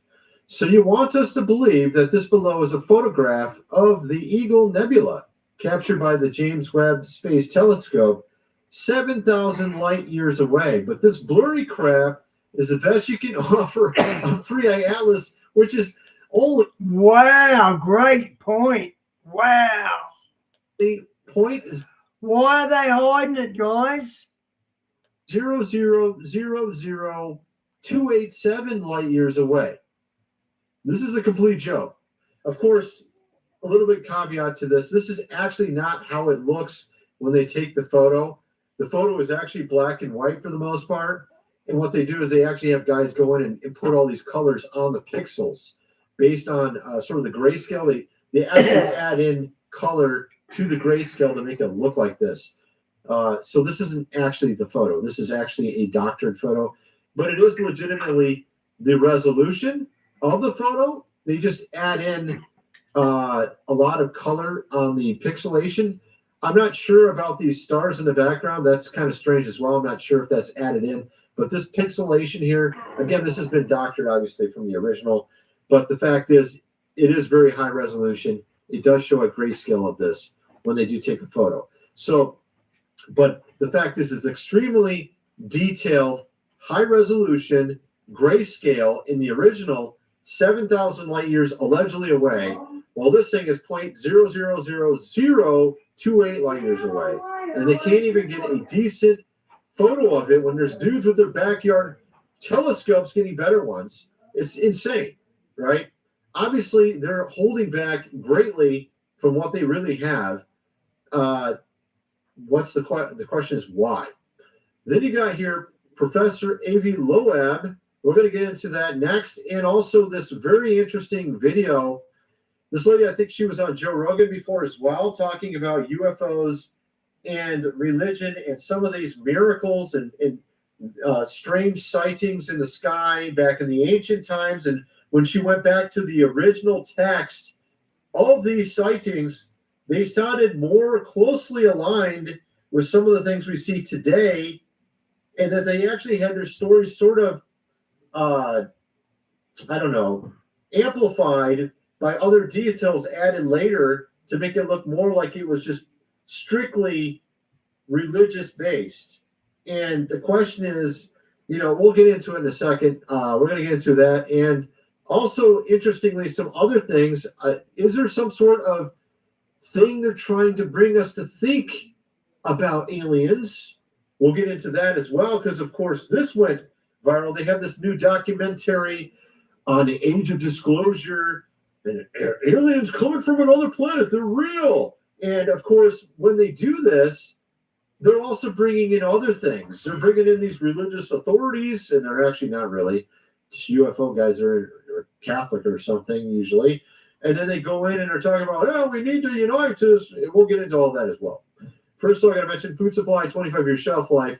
Link is in the description. 4 months worth for $6.97. You're going to definitely want to get that. If you have not already, you've seen all the wonderful things happening around us for the last 5 years. I'm being sarcastic, of course. Might want to be prepared for whatever's next, whatever mostly peaceful thing happens next. Link is in the description of this book here, The Lost Ways. Like a great-great-grandfather. Live without electricity.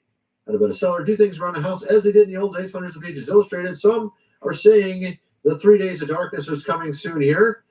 If you don't know what that is, it's something that a lot of Catholics talk about, but also apparently scientists are not talking about that as well. I've seen people talking about this, and there's a lot of different groups that talk about it.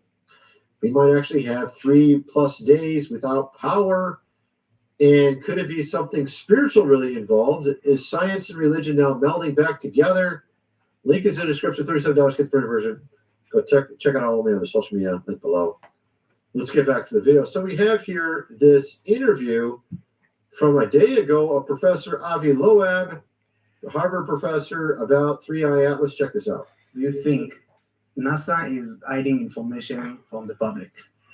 We are seeing a delay by 43 days in the release of images that were taken. We watched this yesterday, didn't we, guys? By the Mars Reconnaissance Orbiter. There was a camera called HiRISE, which is 0.5 meter in diameter and should have provided us with the best resolution image of the Of course, it wasn't. This video was made the day before it happened. Just have to add that in. Atlas, this interstellar visitor.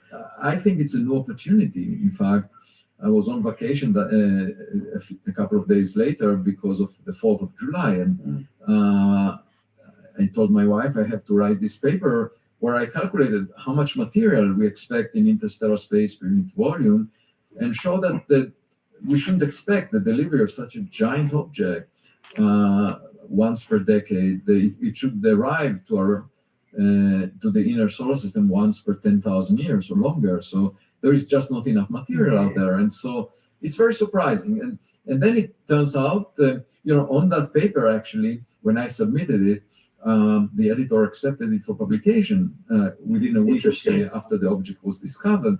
But the editor insisted that I remove a sentence at the end of the paper. And I basically said in that sentence, either the object is actually much smaller than we think, maybe less than 1 kilometer in size, or it might have targeted the inner solar system.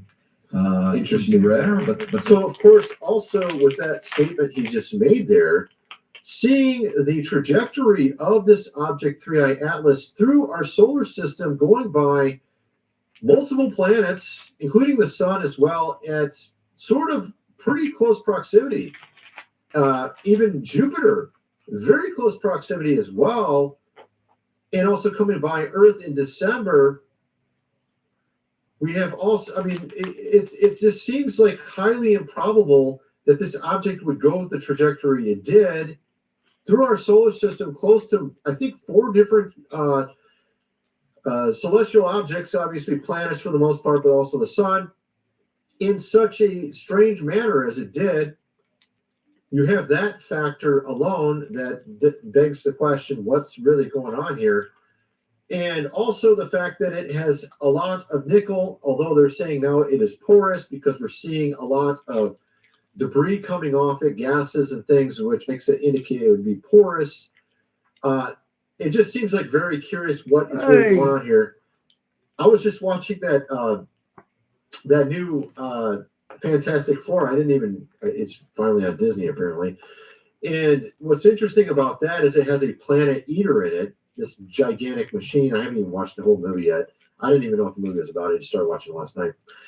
A gigantic machine that eats planets. And I just thought it was kind of curious. It kind of reminded me of this 3i Atlas for some reason.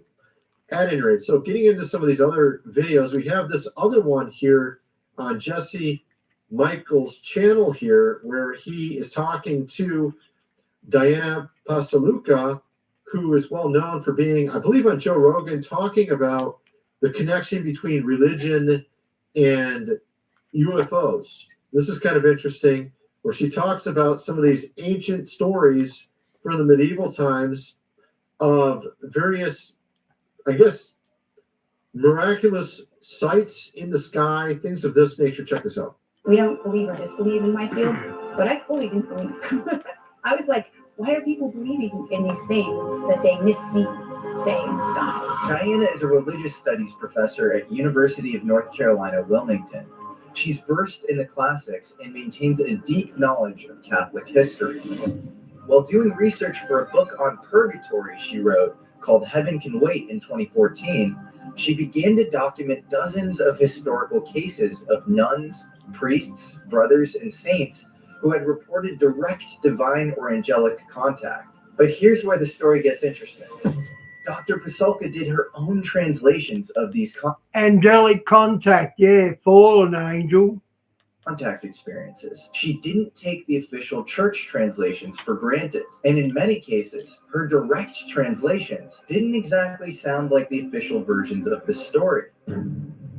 Take St. Francis of Assisi, a 12th century Italian friar. The popular narrative is that St. Francis saw Christ under the appearance of a seraph or angel on Mount Laverna in Italy. But the first English translations of this experience from Thomas of Solano don't mention anything about Christ. Instead, the original translations describe Francis encountering a sound and fury, atmospheric sparks, and a flaming torch. So this is very interesting because, of course, he received sort of burns on his hands, which, of course, is interesting because it relates to some of these UFO sightings as well. Check this out. Telepathic communication between Francis and the torch occurs, in which Francis is treated harshly and wounded with rays of light that rip through his hands. Francis's wounds get interpreted as Christ's stigmata. This looks very similar to things that people talk about today. Radiation damage. Yeah. Could this be the same radiation damage that occurs in what we now call UFO experience? So what's interesting about this is if you think about it, you have angels and demons. Demons are simply, angels and fallen angels. Obviously, demons were the spirits of the fallen Nephilim, but they're part human, part angelic. But in the case of angels and fallen angels, they would be of the same substance, meaning perhaps they would also have the same technology. Because a lot of people just assume angels are spirits, and this I said that fallen angels comes from an ancient teaching called Gnosticism, where they deny the physical. They think the physical is evil. We even have the Apostle John saying those that deny that Christ came in the flesh are an antichrist, meaning that the Gnostics who deny the physical and say that essentially. So my point is I'm trying to establish a sort of a structure here. So a lot of the corruption from the devil in the church in the ancient past, particularly Gnosticism and even today, is trying to make you believe heaven is just a spiritual realm. In reality, The physical realm was created by God as well. There is a perfect physical realm and a fallen physical realm. We're in obviously the fallen version of it. But the fact is, it's still a physical realm. Angels as well are physical beings that can also traverse into the spiritual realm and back. This would be interdimensional beings, kind of like these aliens.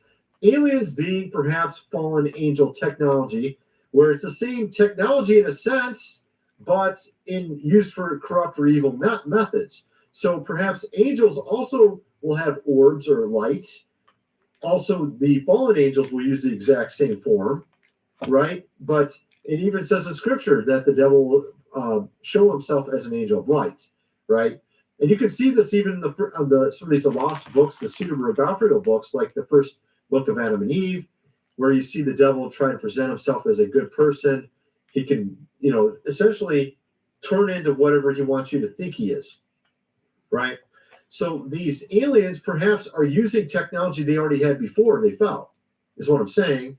And perhaps in these ancient times, an actual angel from heaven using some sort of vehicle is showing themselves. You see also how they had the lightning. You saw that in Moses on the Mount Sinai. You see the lightning. You see the pillar of fire. You mentioned some sort of thing of fire. You had the pillar of fire guiding the Hebrews through the desert, right? So all these things could be connected. And I believe what the devil's done in our time frame is separated science and religion, so you think they're completely and utterly separate, so that he could bring forward this idea of aliens to make you think it's something completely new. Like it's these beings from another planet.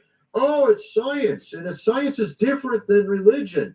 And I believe this is what the devil's intent was. And then from there, once you're sort of deceived by this, bring in sort of this new religion, which is what is seen in this video here. Check this out. This guy talking about the Pope. The Pope needs to release the secret UFO archives. Check this out. Not only to securing full disclosure of what our government knows about it, but also helping to formulate a new paradigm post-contact worldview so that we can understand. Did you know Catholics say they're the only true church, and unless you're Catholic, you're not going to get saved? That's their dogma. And the value of our human family in the hierarchy of beings in the universe, so that we don't consider ourselves like some primitive tribe that gets discovered, in 1955, that there's a world outside of their island. Total boomer logic here. I'm sorry if you're a boomer. I'm underneath that. I'm Gen X, but this is clearly a guy who drank the Kool-Aid. Hey, GJ, good to see you, mate. Past, maybe a decade ago, when he was like all into aliens and didn't believe in God, and just kind of like, oh yeah, like a pale blue dot. We're just these backwards people that need to be saved by aliens. So that their entire civilization collapsed, be that as it was. We have to start taking concrete steps to move step by step to adjust our major institutions, our geopolitical institutions, our economic institutions, our religious institutions. Of course you need to change it all, including your religious institutions, because this is how the devil works. He first brings an error into the church. He brings in the diametrically opposed view over in the world. He keeps them separate. Both of them are incorrect because the church has also been brought off track with the errored ideas.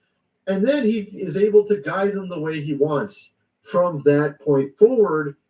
And eventually, once he's separated science and religion, that aliens are clearly not fallen angels, then he can go forward and say, oh, look, they're just beings from another planet. And you need to fix your religion to fit this whole thing now. See, this is how it works.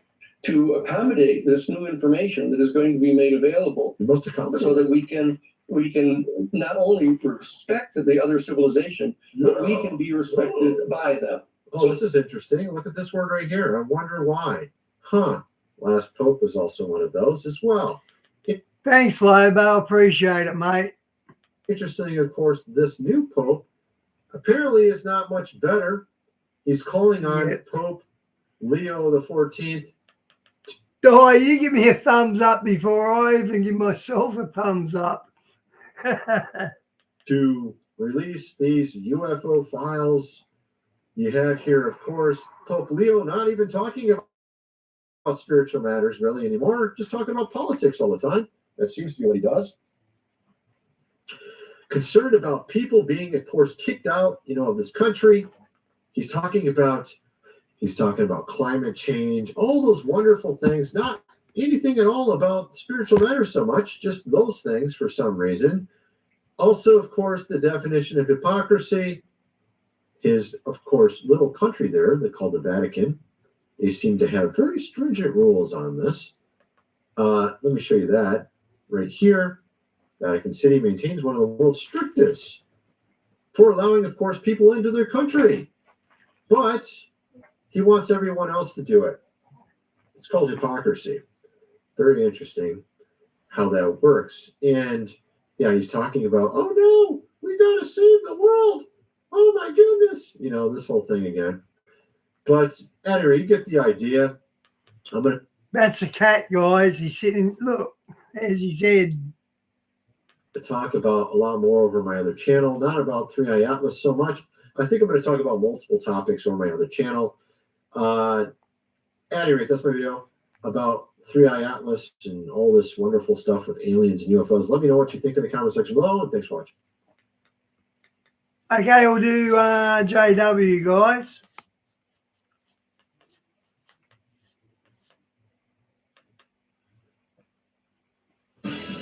Han. Great taste, low carb. How good. In my empire, I build for beauty. I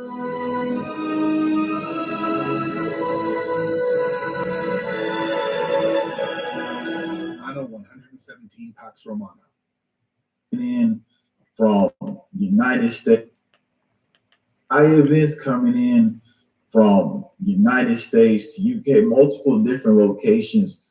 Earth changes is here. It's here, everybody. And we're about to see some stuff that's going to be transpiring here. Diane says his father's a pastor, so he's Christian orientated. Over these next few months, pretty much. And it's not happening at the timeline. As you can see, this is coming all over the United States. You see right now what's happening close to Texas, floods, winter storms, and fresh warnings, blizzard warnings threatening UK. People in the comment section telling me right now that this is not normal. They say this usually occurs in January. So in Wales, they're having schools closed down in that location.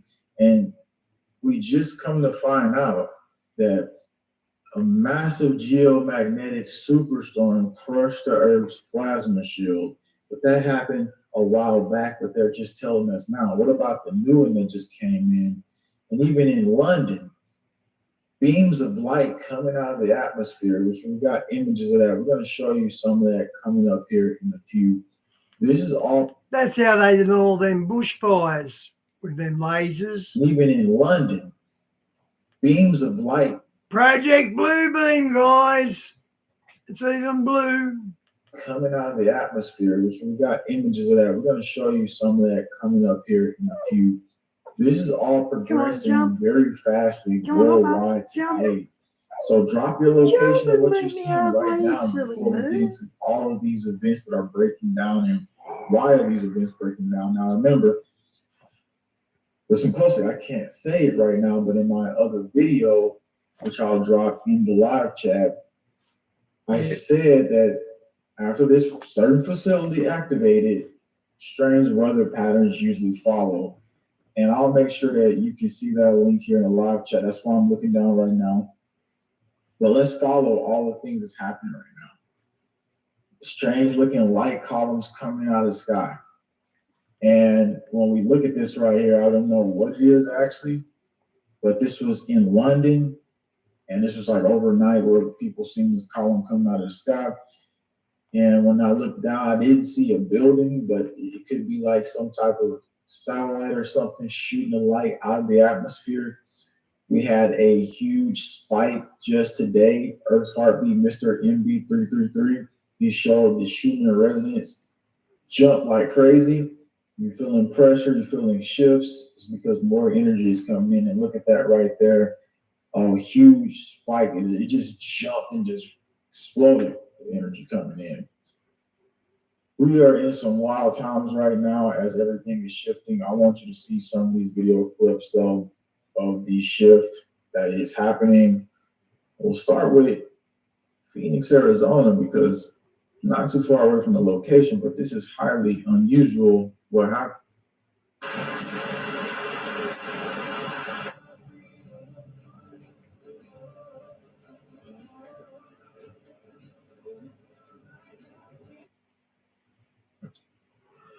Now, you've seen that this is a highly rare occurrence. Just like Las Vegas flooding as well is a highly rare occurrence. And we're going to show that.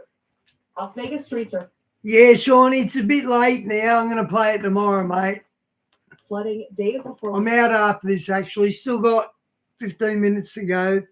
we have one of the largest street races in the world. To be clear, Vegas is not built for rain, and we flood every time we get a sprinkle. But Vegas is empty, guys. I've seen some videos recently. It's completely empty. it is unusual for us to have this many storms this late in the year. It's impacting flights at the airport. The wind is gusting, and we're in day 2 or 3. And after about day 3, Vegas starts to fall apart. The National Weather Service is beginning to issue flood and flash flood advisory for parts of southern Nevada. People are starting to freak out about F1 because it begins in a little over 48 hours. It is worth.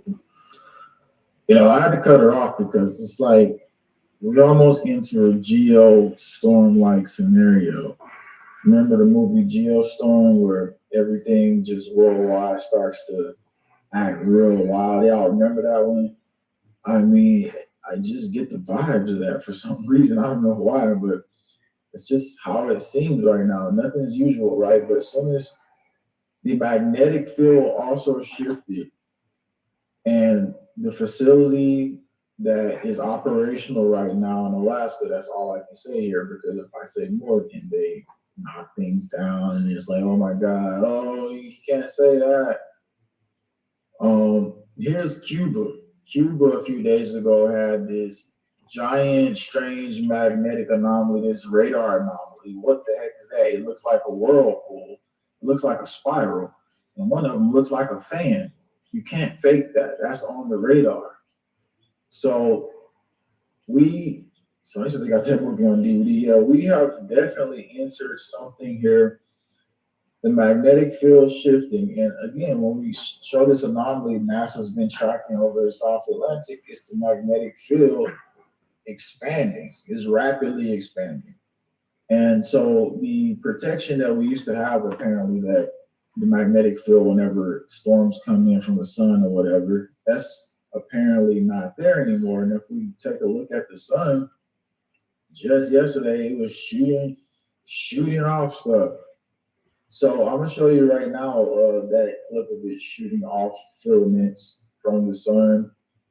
Right there at the top, it shot off a filament, and then at the bottom, it shot off a filament. So it's not over yet. We're continuously seeing that as well. People said they're trying to repent daily. Oh, definitely stay right spiritually, stay calm.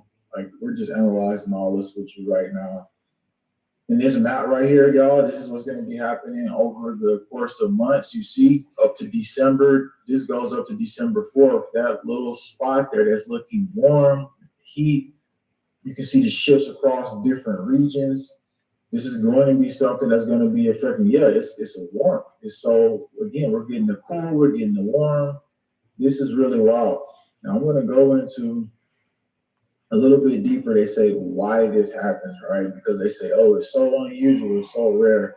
Sudden stratospheric warming events in November are uncommon, with only one occurrence since the 1950s. And the one predicted this November may become the earliest on record.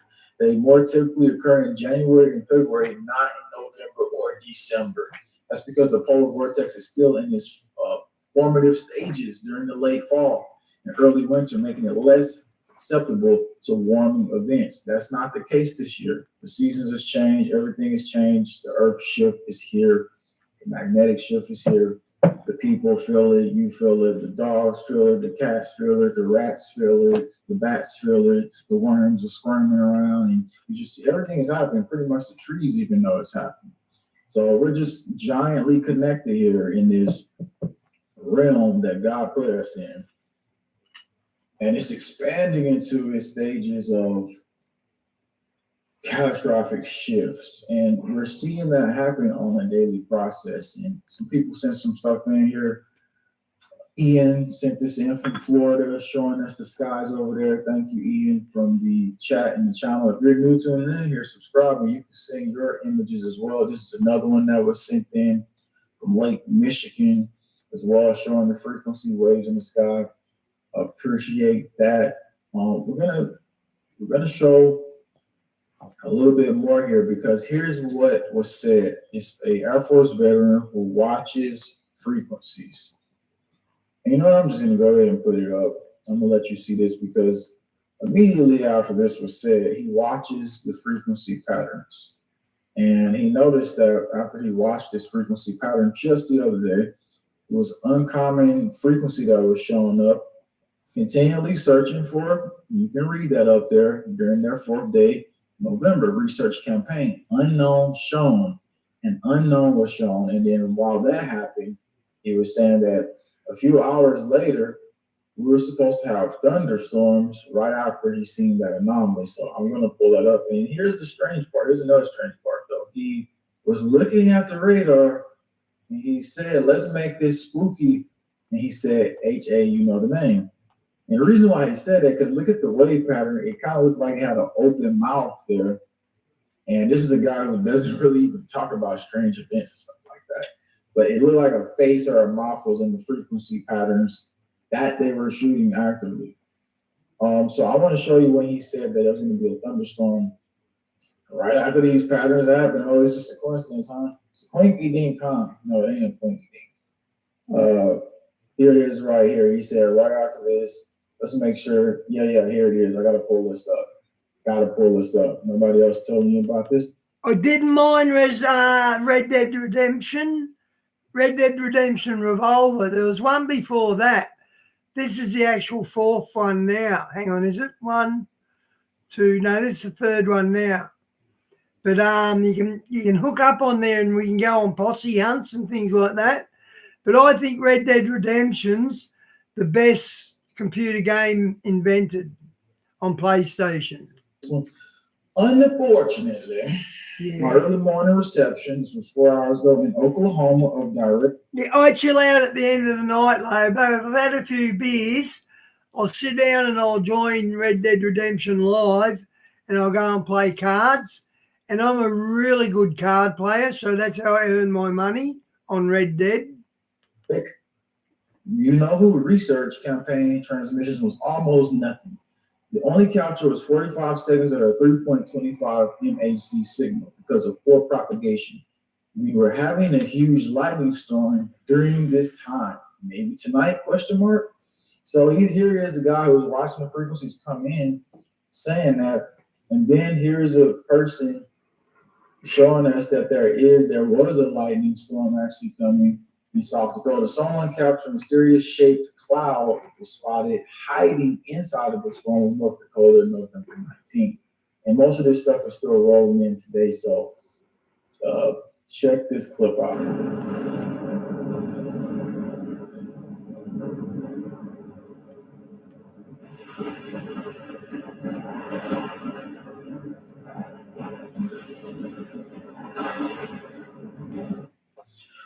So yeah, he's saying there's an object in the clouds. Can y'all see anything there that we can spot? Because like I said, that laser looking thing coming out of the clouds earlier. You know, they have these aerial based breathing satellite. Lobo, it's called Texas Hold'em.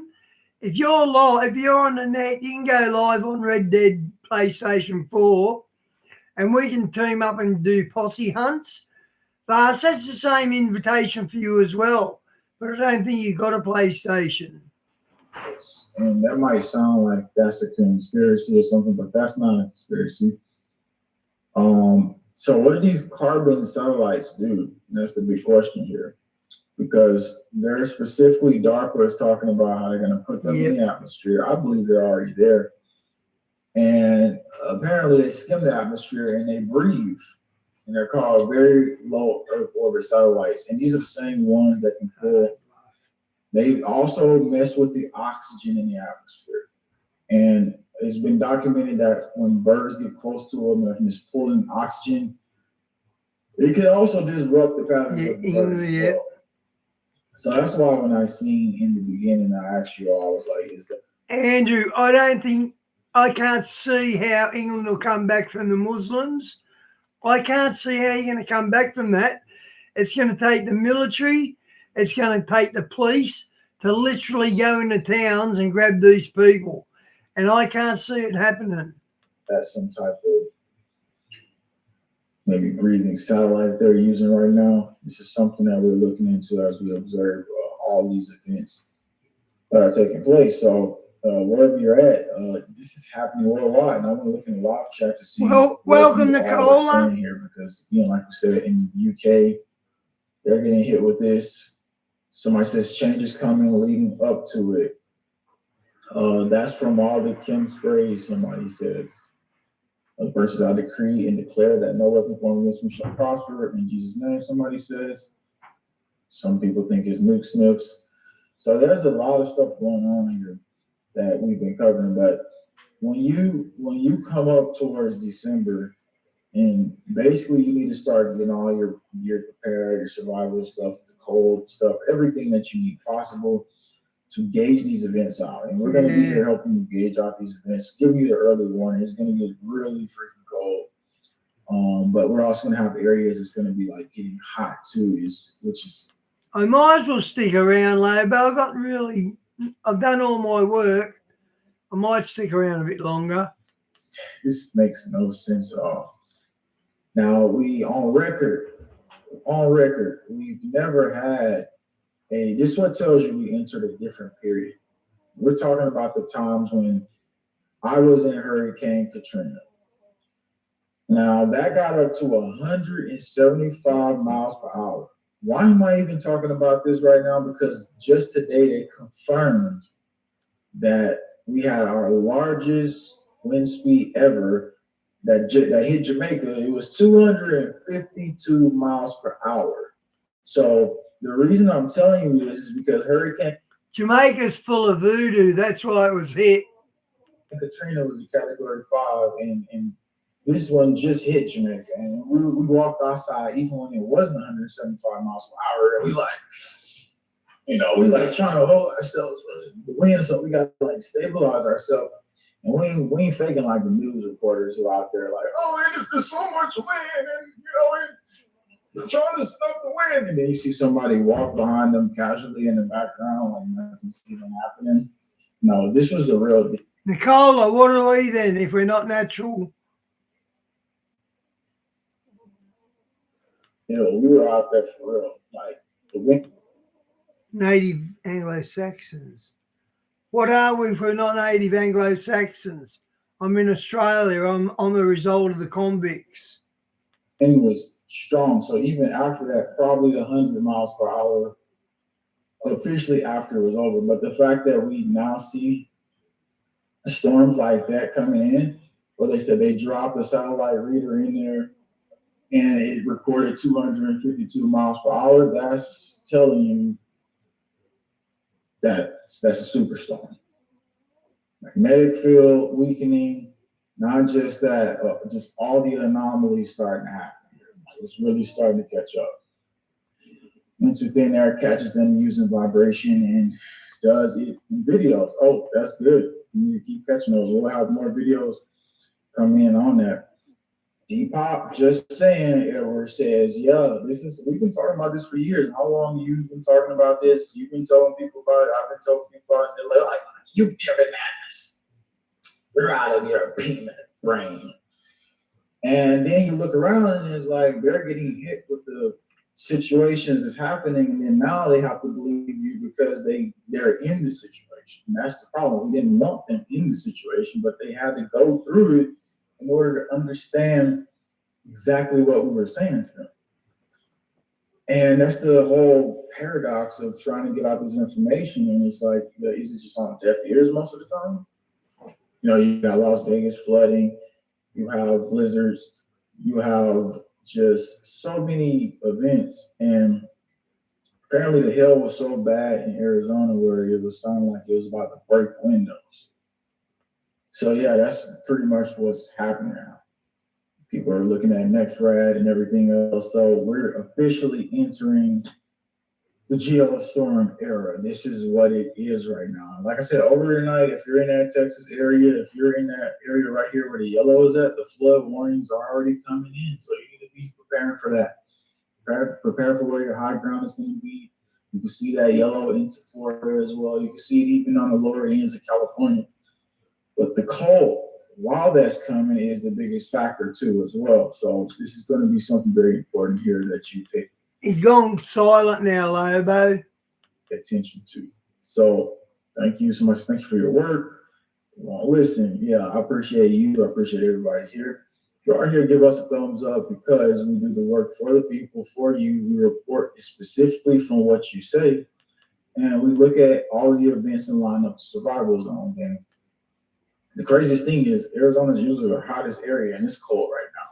So what does that tell us? That tells us it's going to be really cold because, you know, we get high temps up here. It's about 120 degrees, sometimes one of the hottest zones. So if we're getting cold, it just tells me that it's going to be a big shift. What's going on, Michael? He says, hi, what's going on? Kenai Peninsula, Alaska, thanks. What's going on? Appreciate you from Alaska, wherever you're at. Radiation, you don't even see that at the North Pole. Well, they talked about recently a radiation that was coming in during sunset. This was on India Today. So radiation, they didn't even tell us anything about it. They were just coming out publicly and stating that they was finding a new radiation that supposedly disappeared in 2022, supposedly. So during the sunset, they started seeing these particles and they started noticing this stuff coming in. Never gave us a public warning, never gave us a public alert, just now telling us we were exposed to this. And so that's why as these new ones come in and roll in, I'm getting all the data in about the radiation spikes and looking at the coronagraphs and everything else too, so you can know exactly what's happening. CERN supposedly causing, now there's a facility called Flare in California that also does this as well. So if you think it's your CERN, them, Flare, look that up and put it in California and you'll find out that they literally can simulate solar flares, and I was talking about that in one of my videos. John says, great work, Steve. He says, more outages coming. Yeah, definitely. So prepare to be in a scenario where you need to have a solar bank or something like that. You're shielding yourself from frequencies, because all that is the possibilities of what we're going to be looking at. But just to stay calm, stay relaxed, stay in acceptance of whatever is coming is coming. Stay in them, just I'm protected no matter what. I mean, that's just pretty much how I feel. Stay warm for sure.